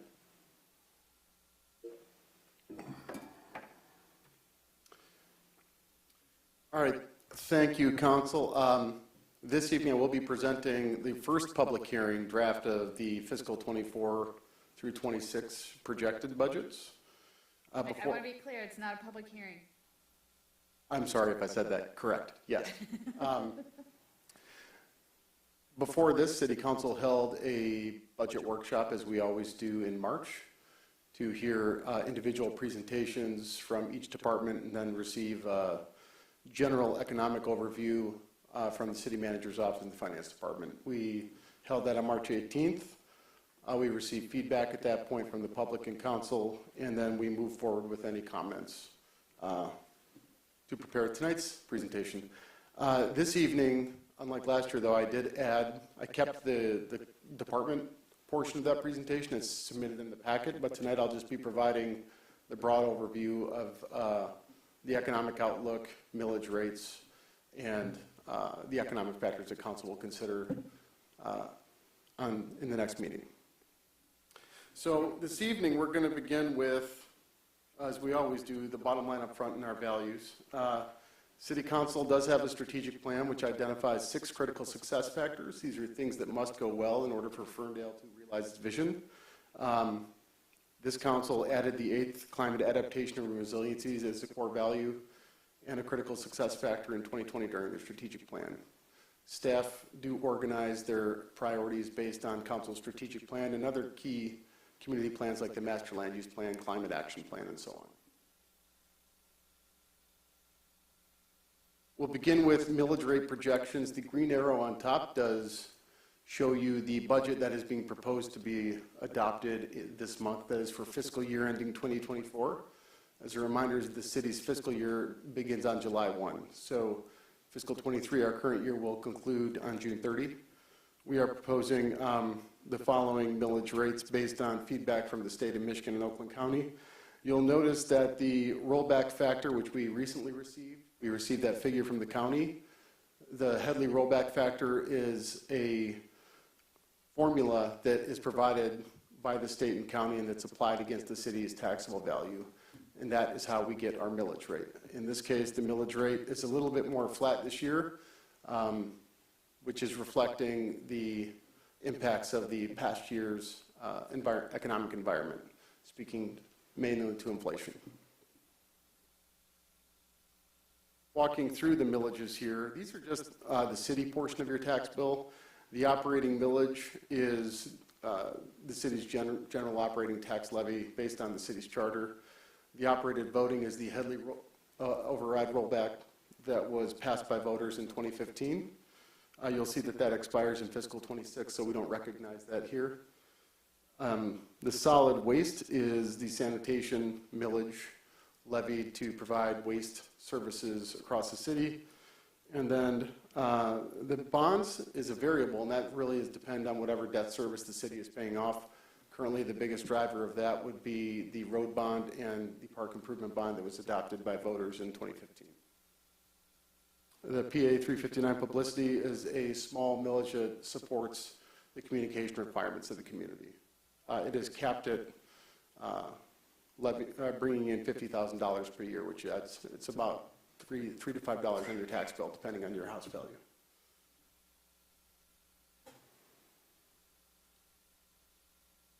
The DDA and the Coon Drain Assessment are two separated. They're not part of the city's general fund, but those are acknowledged, and they are millage rates that are adopted by council via the budget resolution process. Looking at those rates, we can look back at last year, and this is a retrospective we update every year, and it just reflects the regional municipal millage rates between 2006 and 2022. We look at 2006 as a point in time 2 years prior to the recession of 2008, which dramatically impacted all jurisdictions. You can see Ferndale is generally in the middle of the pack on here. We are the middle green line, you can notice in the center.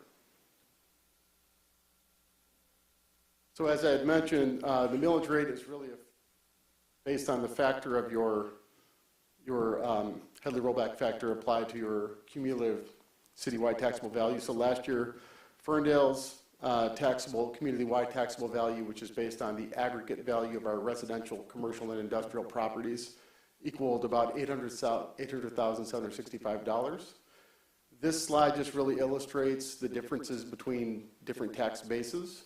Understanding that, you can understand where Royal Oak is a larger community. They have a greater industrial and commercial tax base and more residential homes, so the value of their mill will be larger than Ferndale's, and Ferndale's would be larger than Pleasant Ridge based on that tax base formula. So what does it yield? Property taxes are the city's primary revenue source. We'll talk about other sources in a moment.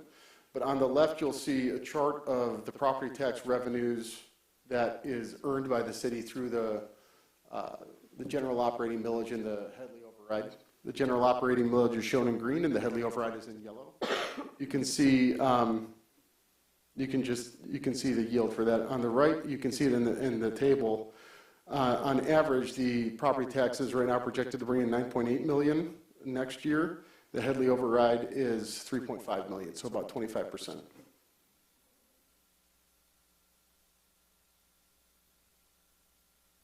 So zooming back out from just the property taxes, we're going to look a little bit at all the general fund's projected resources. So this is for fiscal 24.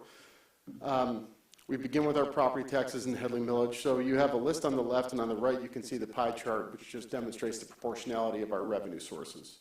So about 51% of our revenues are based on property taxes. A significant portion is based on state shared revenue, which we'll talk about in a moment. And our other revenues really are activity-based. So we point out in the chart that they're variable. It depends on activity. So permits and licensing largely deals with the Community and Economic Development Department. Grants are really based on the activity that we receive in a year, our successes with grants secured. And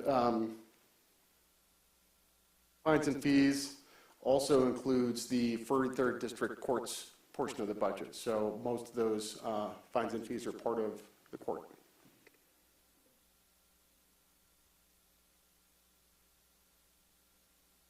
Zooming in on state shared revenues, this was a request by council during the budget workshop. The assistant city manager was able to study the historical data from the Michigan, provided by the Michigan Municipal League on their website, savemycity.org. So this is a publicly available site using publicly available data. You can go back to 2004. You can see there's two types of statutory revenue, constitutional and actual statutory. So constitutional is formulaic. It's based on the state's constitution. Legislators in the state level can't adjust that. That is just based on the Constitution. And you can see that is the yellow line.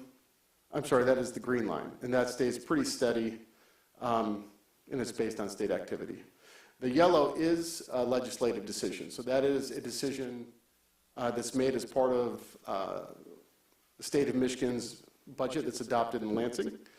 You can see since 2004, there's been a substantial decline in that revenue sharing, which is optional, and again, that's legislative. So that is the state keeping more dollars in their budget rather than reducing the amount of budget dollars sent back to the local jurisdictions and keeping that as part of Lansing's budget. The gray line on the top is an extrapolation, and that just projects what statutory revenue would look like from the state had they maintained pre-existing levels. And so that is an extrapolation outward to 2026, and you can see the projected statutory, had historic budget contributions been sustained, would be at about $3 million. As it stands today, it's actually at about $1.2 million. So visualizing that impact, I love this little added pie slice. This is what it would be nice if we still received that, and that'd be that would account for 7% of our general fund budget if we still had those dollars coming in and the state was funding as full. You can see in the table on the left, the actual projected, and then the difference in fiscal 24, you are looking at about 1.84 million difference. That is not coming back to the local jurisdiction. So what's it all mean in context? In 2004, the state reduces statutory revenue sharing.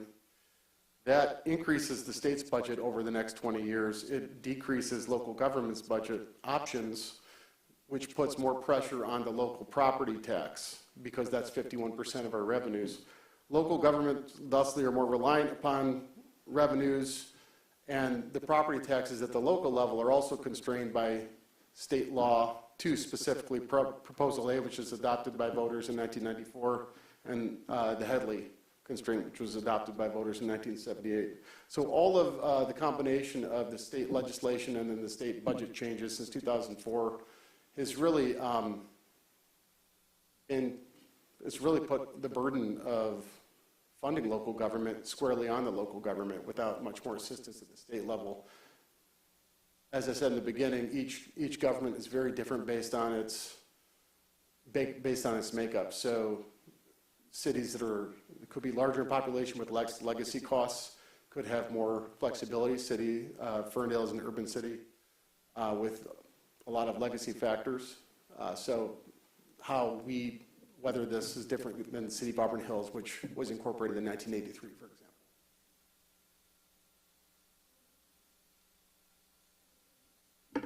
example. Closer look at that. So this is really just a proportional illustration. It shows the property taxes are equal to 51%. Of that, 75% roughly is what we would bring in via the charter as it stands today, which is subject to the Headley rollback.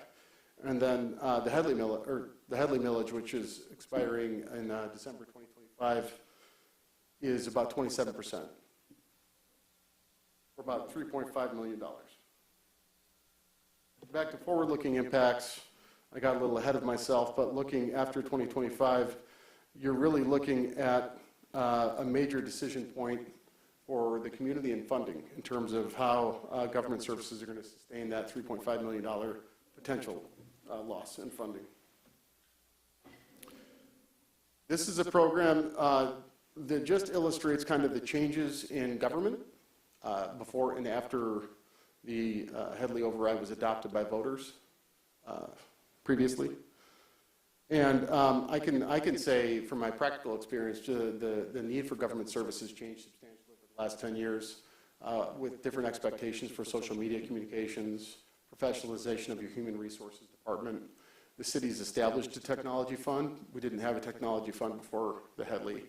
We've established a facilities management position. We didn't have centralized facilities expertise before that. Really, without that funding, you see a lot more consolidation of roles and responsibilities through staffing to take on the extra burden of specialized services. But what has changed since then is expectations for technology. For example, I would be hard-pressed to understand how we would operate without funding dedicated technology and cybersecurity protocol through expertise. That's not an expertise that staff could absorb, for example. So but that's also a change in condition from expectations with government service at the local level. It didn't really exist in 2009. That was less of a threat in 2009. More of a threat in 2019, certainly a threat moving forward to 2029.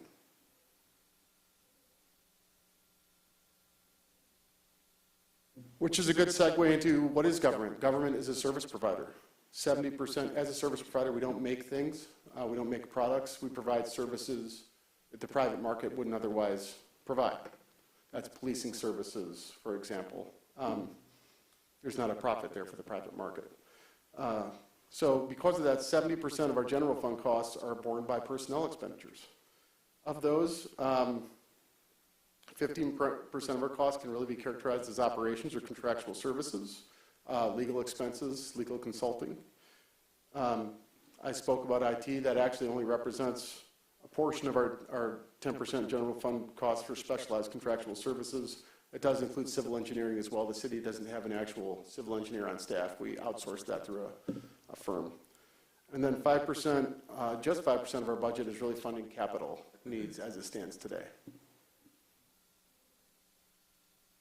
And these numbers are based off the fiscal 24 projected budget.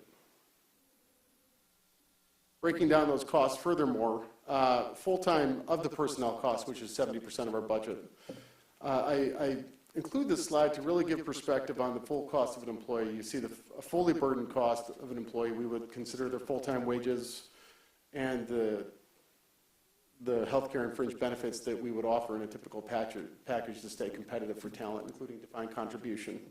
So you can see all of those things for our fully burdened staff is about $12 to $13 million, which exceeds our current general fund property tax revenues by the charter.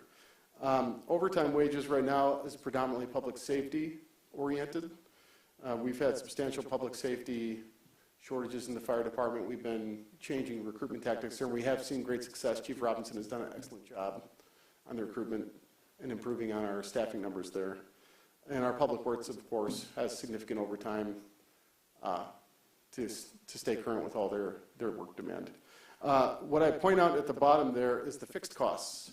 Regardless of millage, regardless of state revenue sharing, OPEB, which stands for other post-employment benefits, and pension costs are considered legacy costs or mandated costs for past personnel budgets. So our annual costs right now are about $3.4 million, and those are fixed. So if we were to lose 25% of our property tax revenue, that's a number we can't cut. That's a number we must meet, and we're mandated to meet that.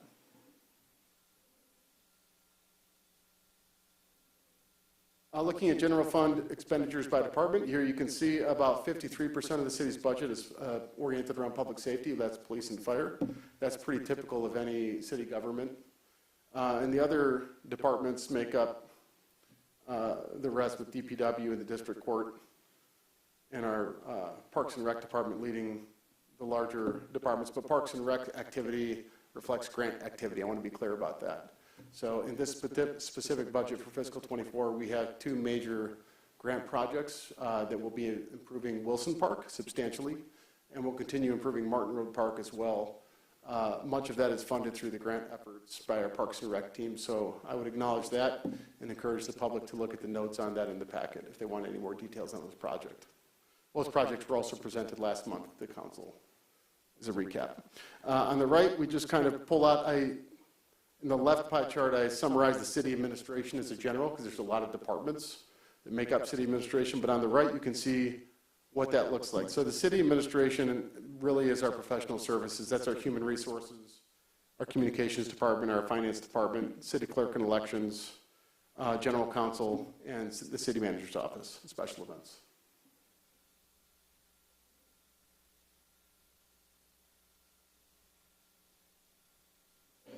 Not every department generates revenue, but some do. And so I do point this slide out. I think finance is our primary revenue collector, right? So they're going to realize a lot more revenues in their fund. They actually have a administrative fee that's included on every property tax bill, which every jurisdiction has in Michigan. The CE, the Community and Economic Development Department, that's really a business-oriented department. Their revenues are really going to reflect that activity of the commercial environment in the community. Again, before 2015, our Community and Economic Development Department was processing less on the business side, so you had a different looking department that didn't have as many building permits coming in, development interest coming in, and so on and so forth. So that number really does reflect that expense. I would note that the revenues have also increased with this is where we would code the new state revenue sharing fee based on the marijuana sales tax collected at the state level. That's also formulaic. It's really depending on the number of licenses that are operating within the community. So also based on formula, but we do get a portion of those now, and that is new since council first approved of the retail licensing that was approved in the previous years. The district court also does earn revenues, again, to put forth towards its operations. You can see most of the other departments are just creatures of the general fund. So decision points, looking at the cost of government, a closer look. We've looked at the proportional percentages. Now I just want to show you the numbers. For fiscal 24, you see a significant jump in costs, and the city is not allowed to pass a deficit budget, so we have to meet those costs by law. So you'll see the revenues that are increased, and we'll talk about what that looked like in a second, what's driving those. You'll see the ending fund balance. I do want to point out the right is just a forecast. It's illustrative for this council and for the public just to understand what the actual change is. So without the millage, our revenues go down to 23 million. Our expenditures would not stay at 27 million. I'm not prepared to discuss adjustments at this time, but it's more illustrative that that's the $4 million gap roughly that would have to be addressed. I would not advise council to leverage your rainy day fund to pay a structural deficit. So I want to be clear, that's not my recommendation. That's not what I'm showing here. This line chart really just shows the difference in operating expenses. This is what I would say the raising of the floor for general fund, for general government operating expenditures. 23 and 24 is a banner year for most local governments around here, my peers included. You're seeing the cost of government just go up as you're seeing the cost of many things go up in all sectors. So two major things I want to point out that are driving that. The cost of labor, like all other sectors, has increased substantially. This year, we're going to see that first increase, and it's about an 8% increase in the cost of labor for general fund services. That's across all departments. Then secondly, that annual pension obligation, it's increased by 100% over the last 4 years. So we have more retirees retiring, collecting on benefits, collecting on retiree health care that has been negotiated in the past, and those are agreements that we have to honor. So a lot of that is a change in demographics that was inevitable. It's going to happen. It just happens to be hitting at the same time period as the COVID-19 pandemic impacts, and then the substantial change in the labor side.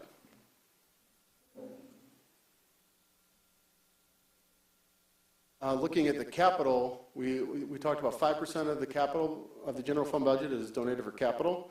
So the city manager, through the capital application process and through the general budget process, accepts all original requests. So collectively, general fund departments requested about $2.4 million in capital funding needs, and we're allocating or funding, recommending about $1.2 million, $1.3 million from council.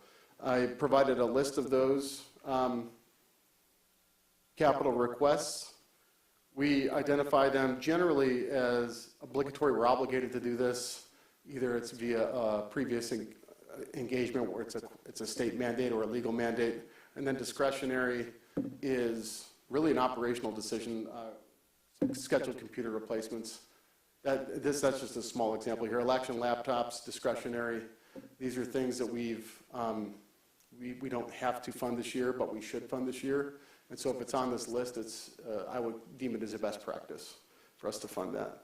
Each of these capital projects is submitted as part of the annual capital improvement program that council and the planning commission approve in the fall, also by state statute that we're required to adopt that planning commission or that capital improvement plan. That's updated on an annual basis. What's unfunded on the bottom, these are other requests. We have about $600,000 in facility plan requests related to either the resident facilities task force feedback and or actual facility maintenance needs that are part of our facility study. We did a study in 2021, a comprehensive study and outside audit that gave us a list of priority repair needs for all of our facilities. Again, to step back, that was commissioned by council and performed by our facilities manager with the partnership of an outside consulting firm to get that data.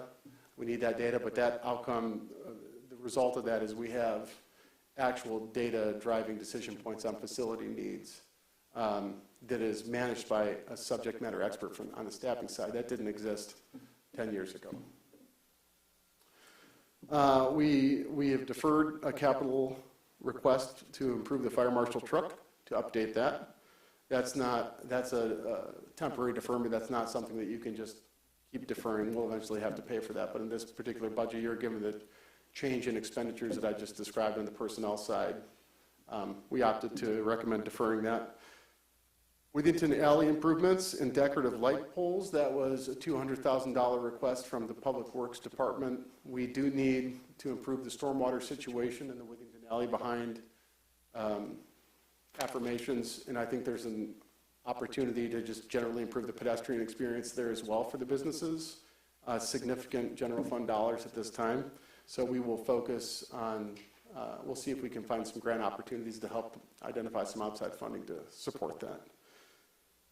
There's some DVW fleet. We received a strong recommendation from the Parks and Rec Department to improve the Harding inline rink. That cost is estimated to be about $100,000. I do recognize there's a park user group that has been working with our Parks Department advocating for more investment in that park. Given, again, the funding challenges this year, we've opted not to fund that, but I do want to publicly acknowledge that it doesn't mean it's not a priority. That just means it's some gap funding that we have to identify.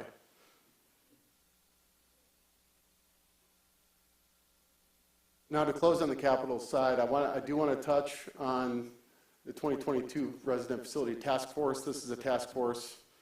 I pulled this from their presentation they gave to council in October. It's a 9-member task force appointed by mayor and council to work with staff to study city facilities in 2022. They concluded their work and drafted a report that was accepted by council in October.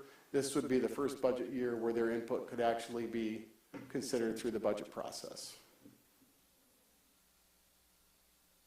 I also pulled this from their presentation. This is a summary of their analysis. What they wanted to show here was the buildings that they studied, the current square footage of the buildings, the future need space based on the data we received by the outside audit.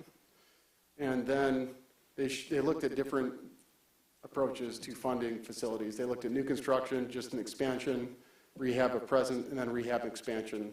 And the two gray columns were actually generally pretty close between the rehab and expansion and a new construction in terms of efficiency.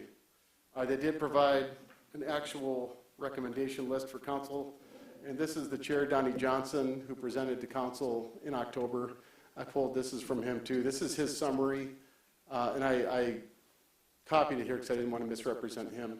But he had said, generally their consensus were facilities are in bad condition, investments prioritize core services for the community, the status quo is a poor use of taxpayer dollars, and so their recommendations are considered by council and then my office, of course, and how we approve budget requests for facilities. So my approvals are really based on the input that they provided, which we can talk at council question.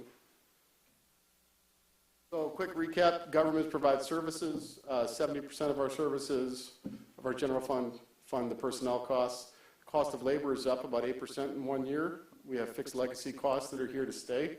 And that floor has also risen with the change in workforce. That's about $3.4 million a year. About 25% also of our general fund tax revenues. We've cut a significant amount of capital, continue to balance, but that is not a winning strategy because these capital needs aren't really, they can't be constantly deferred. We have fire engines that need to be funded. We have a public safety fleet that needs to be managed on a routine basis, as well as a DPW fleet performing our public works. Our facilities task force identified $60 million in facility needs over 10 years, not 1 year. This is looking at all the facilities, and they included the Kulik Center at the time. Council has since then followed up on their first recommendation and restored that back to the school district. And then, of course, the Headley override would be the final thing. We show that in fiscal 26. That will be between $3.5 and $4 million estimated at this time, not actual. That was a lot of general fund analysis, and I don't want to just move on to the conclusion to the special revenue funds unless council, would you like me to stop for questions and comment on general fund before I go to special, or would you like me to finish up? I have about 5 slides. Keep going. Okay, keep going. Special revenue funds. This is an image of our lead service lines. It's appropriate. We'll begin with sanitation, though, just like those other cost sectors. The cost of sanitation is on the rise. The curbside hauling fees are actually increasing about 12% over the past 2 years, and they'll continue to do so as they take on more costs related to fuel, related to labor, and related to their own heavy equipment that has also been impacted by supply chain shortages and challenges as of ours. We also are doing a lot more removal of spoils. So that would be an example of a spoil in this case would be removal of sod from lead service line replacements. Those can't just go to a normal facility. They're required to go to specific facilities. And so that is a mandate, but that is also a new cost that is part of the lead service line. So that reflects is about $100,000 in spoils removals fees that the sanitation fund is taking on. And then, of course, one of our strategic goals and one of the goals of the downtown waste management plan is to look to add composting on the commercial side and residential side. The city's zero waste coordinator, Claire Dion, was hired a couple of years ago to move forward some of these climate goals and waste management goals with the mandate to improve recycling and introduce composting. She's done that, and actually this is our first expansion year that we're actually currently expanding additional offerings for the compost side. So it's been a great program. She's done an excellent job. That too is about $50,000 of new programming fees. That's providing, at this point, a limited benefit. We'd like to see a study how we can address that and make that a general offering by the community. I do believe it's the right thing to do, but it also gives us a competitive advantage, I think, the fact that we can offer that. Rolling that out to the city still needs to be studied by the vendor and by Claire. Sanitation fee projections. You can see we've really stayed flat here, relatively speaking, for several years. This year's fee increase, again, looks like the rising of a floor, as we're seeing kind of everywhere. The cost of services has just increased everywhere, and it's increased on our side too. So these rates reflect that. On the water sewer side, which is our other special revenue fund we want to feature, we're really talking about infrastructure improvements and continuing to progress on the lead service line replacement mandate by the state. Both of those things are really driving the cost of providing water and sewer. Specifically, our infrastructure it's aged, and we have aggressive capital improvement plan. Council did approve to fund those through a bond over the next 5 years, and that's going to actually lower our costs. It's going to be less impactful for ratepayers, but it's also going to allow us to continue to replace aged water mains and improve aged water mains. And also on the lead service line, we continue to progress on that. We substantially beat the minimum requirement of 7% replacement last year. I believe and I'll let the DPW director correct me on this, but I think we hit about 10 or 11% of our lead service line replacements by the end of the year. So we are progressing well on that. Again, that also is, the amount of lead service lines in the community is also apples to oranges. It really depends on your community history, your community build-out rate. We were a post-war community, so you have a lot of older infrastructure that's here that might not be reflected in more ex-urban communities. Because of the lead service line replacements and the capital mandates, last year we did issue a study with Plant Moran, who analyzed the water and sewer fund, projected our new costs, and then gave us the rate that we would need to have an enduring water and sewer fund. And so there were 3 options. The least impactful on an annual base option was just a flat 9.8% increase that we approved last year, and you're seeing the application of that increase this year. You can see the combined rate broken down by the unit cost. Stormwater is just more expensive to manage than wholesale water. And what we do is combine those rates, and that's your reflected combined rate is $14.10 per unit.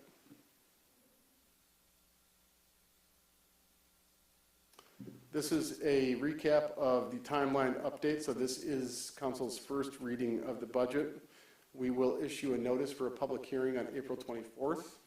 Budget adoption requires a public hearing, and the city charter does require the city to adopt that budget by the second council meeting in April. That charter requirement puts us ahead of most of our neighbors on the budget process. You'll see most of our neighbors adopting budgets in May and June, a little bit later on in the cycle. Also required in the charter is to adopt and publish our first budget book and install that at city facilities. Council's always asked me to include the library in that list of facilities as well. July 1 is our fiscal beginning, and then the process begins again in the fall with the annual update of our 5-year capital improvement plan. That does conclude my presentation, so I'll take questions from council. Thank you for the presentation, and thank you for adding the slides from the budget meeting that we had in March. They were very helpful and very, I don't know, disappointing at the same time, that slide of what we're owed, which we don't get. Are there any questions from council at this time? This is our first reading publicly from the session, so I appreciate that. I don't have any questions tonight, but I think I will before the next presentation when this comes back. I thought it was very thorough and well done, and I just think every year the staff get better at explaining Headley and the challenges it poses for all governments, but particularly how it's impacting us specifically. Through the chair, I'll just add, just as a reminder for anyone who happens to still be watching, we lost everyone in the room, but if you're watching at home, we did spend, 6 hours kind of doing a deeper dive last month where we asked a lot more questions, so please don't read anything to our not asking a lot of questions this evening. And you can watch that video on YouTube if you're interested. Thank you for mentioning that. Thank you for the presentation. All right, that concludes our regular agenda tonight, and we are going to kick it over to call the council, which is Joe to lead the department updates. Is there anybody first on your list who you'd like to bring up? I only know the one person I asked to say something. So Denicia, could you kick us off? Thanks.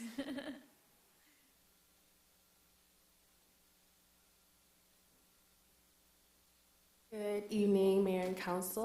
I'm just here to remind everyone that our first civics education program will be starting this week on Thursday, Fern and Learn. We will have our first session covering the council manager form of government, and we'll have our zero waste program coordinator there letting everybody know about our zero waste program initiatives. The program will last for 8 weeks, and we're super excited. So all of those who have RSVP'd can look out for their emails tomorrow morning from a very happy welcome, and excited to see you all on Thursday. So that's all for me. Thank you. Thank you so much. It's been a lot of work, so I really appreciate all the efforts by Denisha. I'm really looking forward to launching our first community civics program. I think it's really important. I guess Roger's going next. Roger, can you give us an update on from CED? I know we had some interest from earlier tonight, specifically on the zoning RFP. For the code rewrite? Sure, so we put out the RFP, we received 5 responses, 3 local, Giffords, Webster, McKenna, and Smith Group, and then we received 2 out of state, House Hill Levine and Zone Co.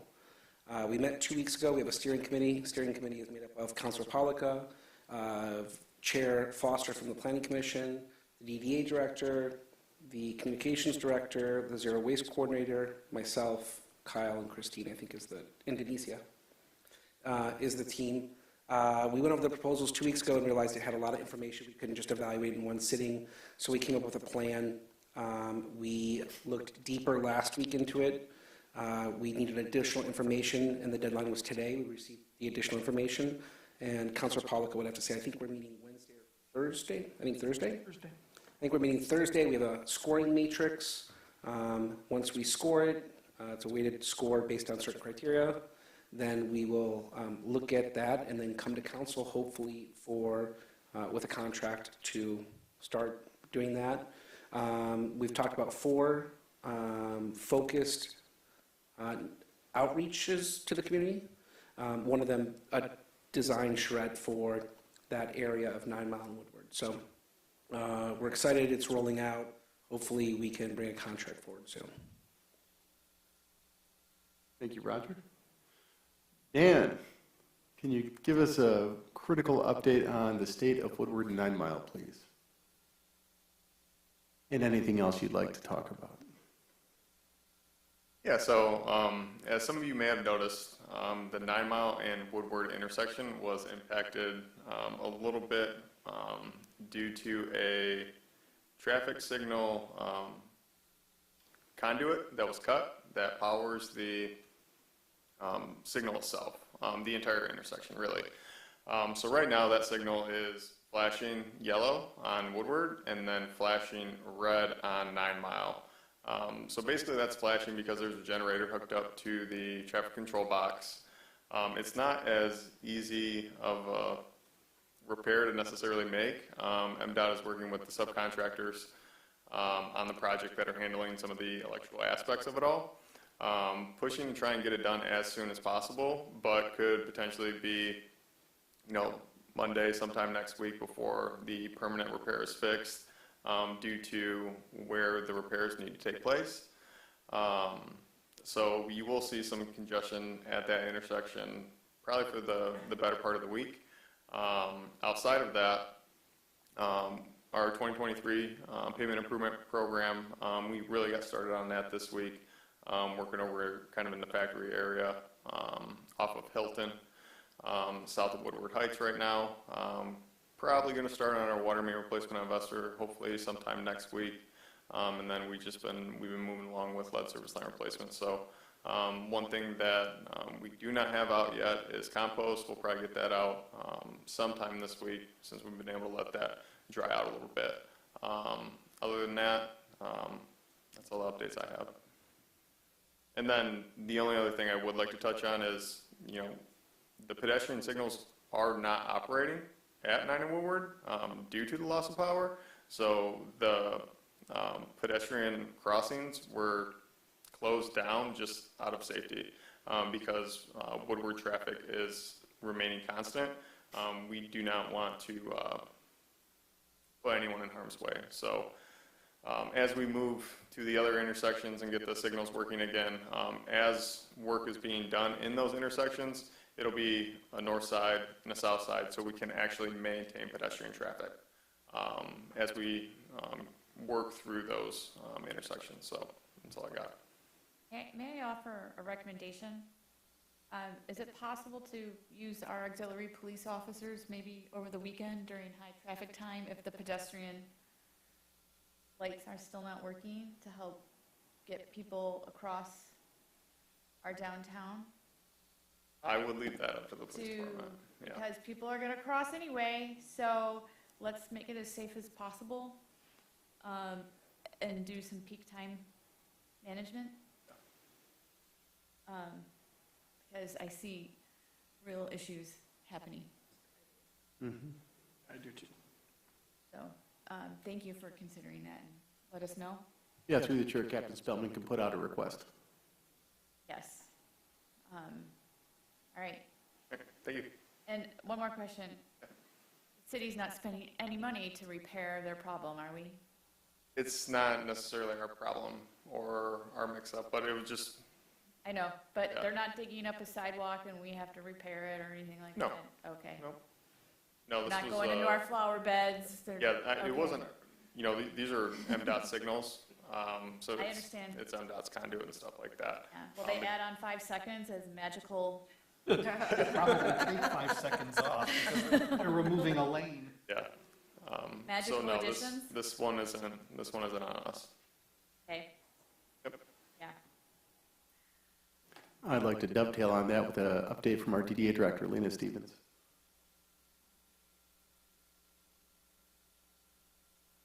Good evening, everyone. Lena Stevens, DDA Director. I want to follow up on some of the Woodward construction and what we're doing related to outreach. So you also probably have noticed that we are having daytime double lane closures on the left-hand side, whether you're traveling northbound or southbound. I'm actually kind of happy about that. They said April 10th, and it happened on April 10th. So to me, that's also an indicator that things are progressing on the schedule that they are setting for the work. So they are closing that second lane as they start to do repairs that are putting the workers in harm's way. So they need that extra space to be safe while they're doing those repairs. They are also focusing right now on making the sidewalk ramps from the median ADA accessible. So that's the work that's going on along with curb repair, along with concrete repair to prep for the repaving. Later in the month, so either in late April or early May, the focus is going to shift from the left lanes to the right lane. We are going to see that right lane get closed down in both directions from 8 Mile to 696, or just south of 696. And from that moment, on-street parking will be not available, and it will not be available again until the end of the project. And that's tough. That's not an easy thing.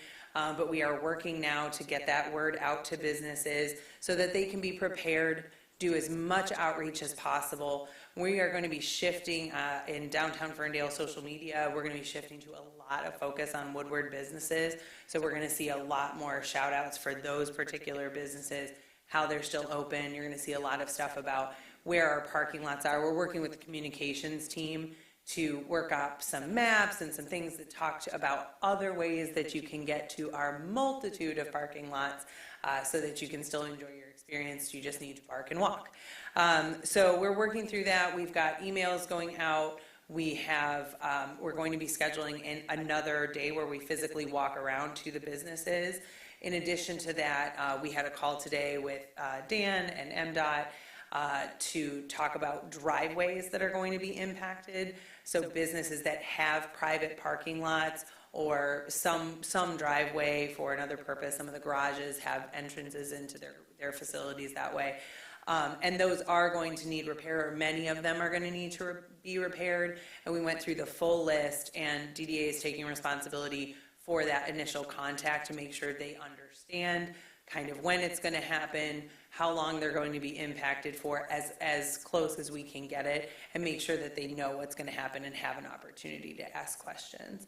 Also, as we experienced this issue at 9 and Woodward this weekend, I was alerted by many, many people, and I was able to get that out on Downtown Ferndale social media, and then almost immediately City of Ferndale was able to reshare that. So I think that was showing, a good approach to making sure we can get out that kind of urgent information, and also, have this more strategic long-term approach to keep information flowing. Obviously, this does not mean that everybody's in support of the project. It does not mean that people aren't going to be upset, aggravated, or that their business won't be hurt in some way, but we are doing our best to, at a minimum, keep that information flowing. Thank you. Yeah, you're welcome. I had one comment. Yep, Sorry, absolutely. I rode my bike here tonight to the city council meeting, and on my way here, crossing over Woodward at West Camborne, people are trying to turn left into the intersections from Woodward and sit in the median. There were 4 cars waiting who turned left and were waiting for the light to signal. So I encourage our police department for traffic management. I've been seeing a lot of people doing illegal things.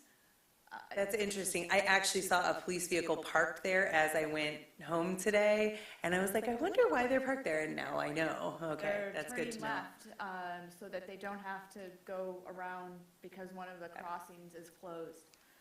So real dangerous conditions, making it even more dangerous. So one of the good things is that when that focus shifts to the right-hand lane work, those crossovers should be finished. The repair work, I should be clear, the repair work should be finished. And I do think that is what's causing a lot of the delays, is just people being unsure which crossover they can go to or needing to go farther and things like that. So that will be one good side of the right lane, shift. Okay. Yeah, but thank you for the note. I'll make sure we did that.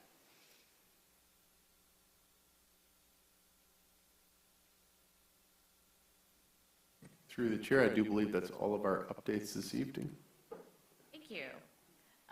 I think I started at the left this time last meeting, and I'll start on the right with Councilwoman McCluskey. I have nothing further tonight. I should have looked this up sooner. I wanted to let folks know that in addition to having a successful rain barrel sort of initial rollout program on April 1st, there will be a follow-up program, distribution event, I should say, in May. So if you missed that first event, you're still interested in receiving a rain barrel at a lower than regular retail cost, you can email zerowaste@ferndale.gov to learn more about the second distribution event. And that is all. Excellent, thank you. Councilman Polika. There were several people this evening during call to audience that made some very strong accusations against members of the LGBTQ+ community. These accusations included the verbal and or physical assaults made against people of faith peacefully exercising their rights to pray. They made a lot of accusations about attacks that occurred locally, but they didn't provide any evidence that such attacks or assaults occurred. And at no time did I hear any of these events took place within the city of Ferndale, yet they asked that I respond about how I feel about such incidences. I denounce any unlawful action taken against anyone, anywhere, regardless of any religious belief. I find it repugnant that people who blatantly express disgust for LGBTQ+ people and their allies would have the gall to ask me how I feel about them being verbally accosted by people speaking negatively about their beliefs. I'm a deist. I have the right to practice my religion, as does every other person who practices a religion. I have respect for all people of faith who are accepting of everyone, regardless of another's faith. But everyone has the right to live their lives lawfully without being influenced or controlled by a religious belief that they do not agree with.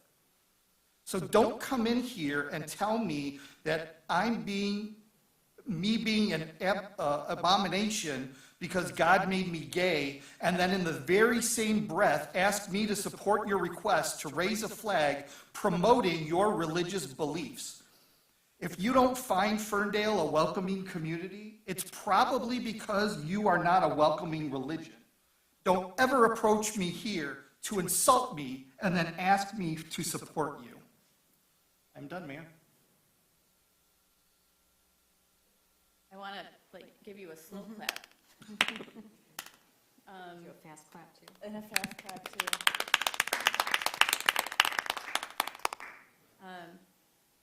Amazing words, and I support you. And Thank you. I was gonna say something, but I think you said it perfectly. Councilman Weeks.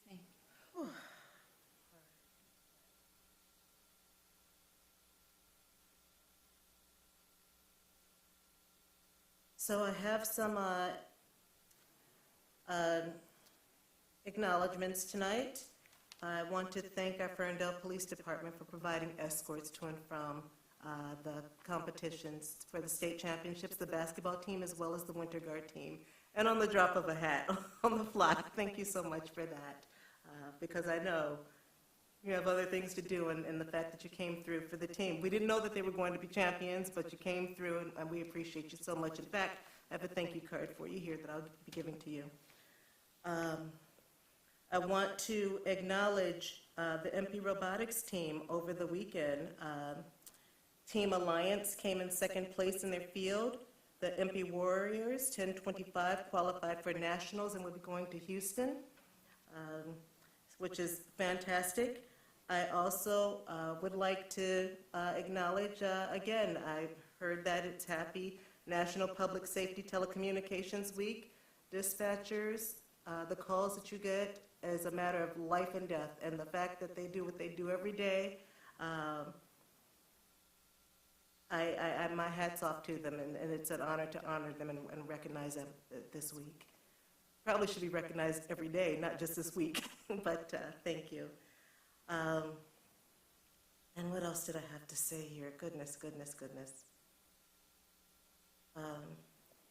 And I just have to thank Councilman Pollica for his words, because throughout the whole meeting, I was thinking about how this particular group came to us to ask for a resolution for a flag to be raised.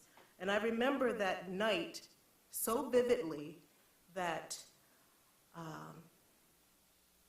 that it was just such blatant disrespect and just kind of just belittling a population that they didn't agree with, and try to say that honoring this flag was in the sake of love. And I don't see any love anywhere, anyhow, surrounding that.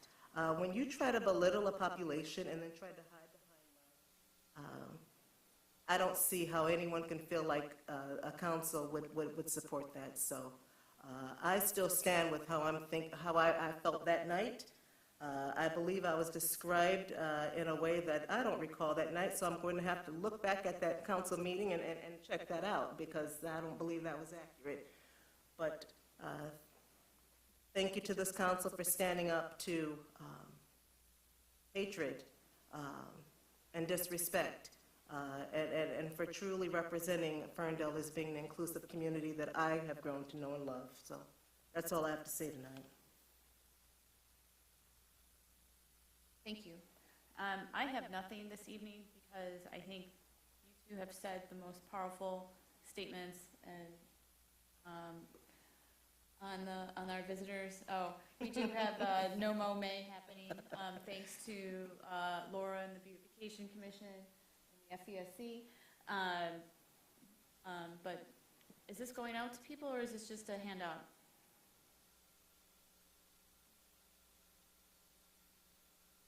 Just a handout, this is not getting mailed to everybody. However, we have a coordinated social media campaign that will be starting next week. And I believe Claire and Riley have great plans on how to distribute this, as well as there's going to be signs, lawn signs that coordinate with this. So you'll be seeing more about that next week. Excellent. Through the chair, those handouts were actually part of the forethought of the resolution this year. Talking with staff, talking about needs, our code enforcement officer had said some public education that would be helpful to hand out when I get approached, if I get approached. Okay. So, Excellent. Thank you for everybody, staff's dedication to doing the hard work to move the city forward. We work on hard topics, we do hard things, but we do them well together. Well, not everyone just, agrees with us, our decisions here, or our policies. There's one thing I know that we all stand together on, and that is making sure Ferndale's inclusive and pushing back against hate or love disguised as hate. So with that, everybody, I'm calling it at 9:47. Enjoy your evening. We'll see you in 2 weeks.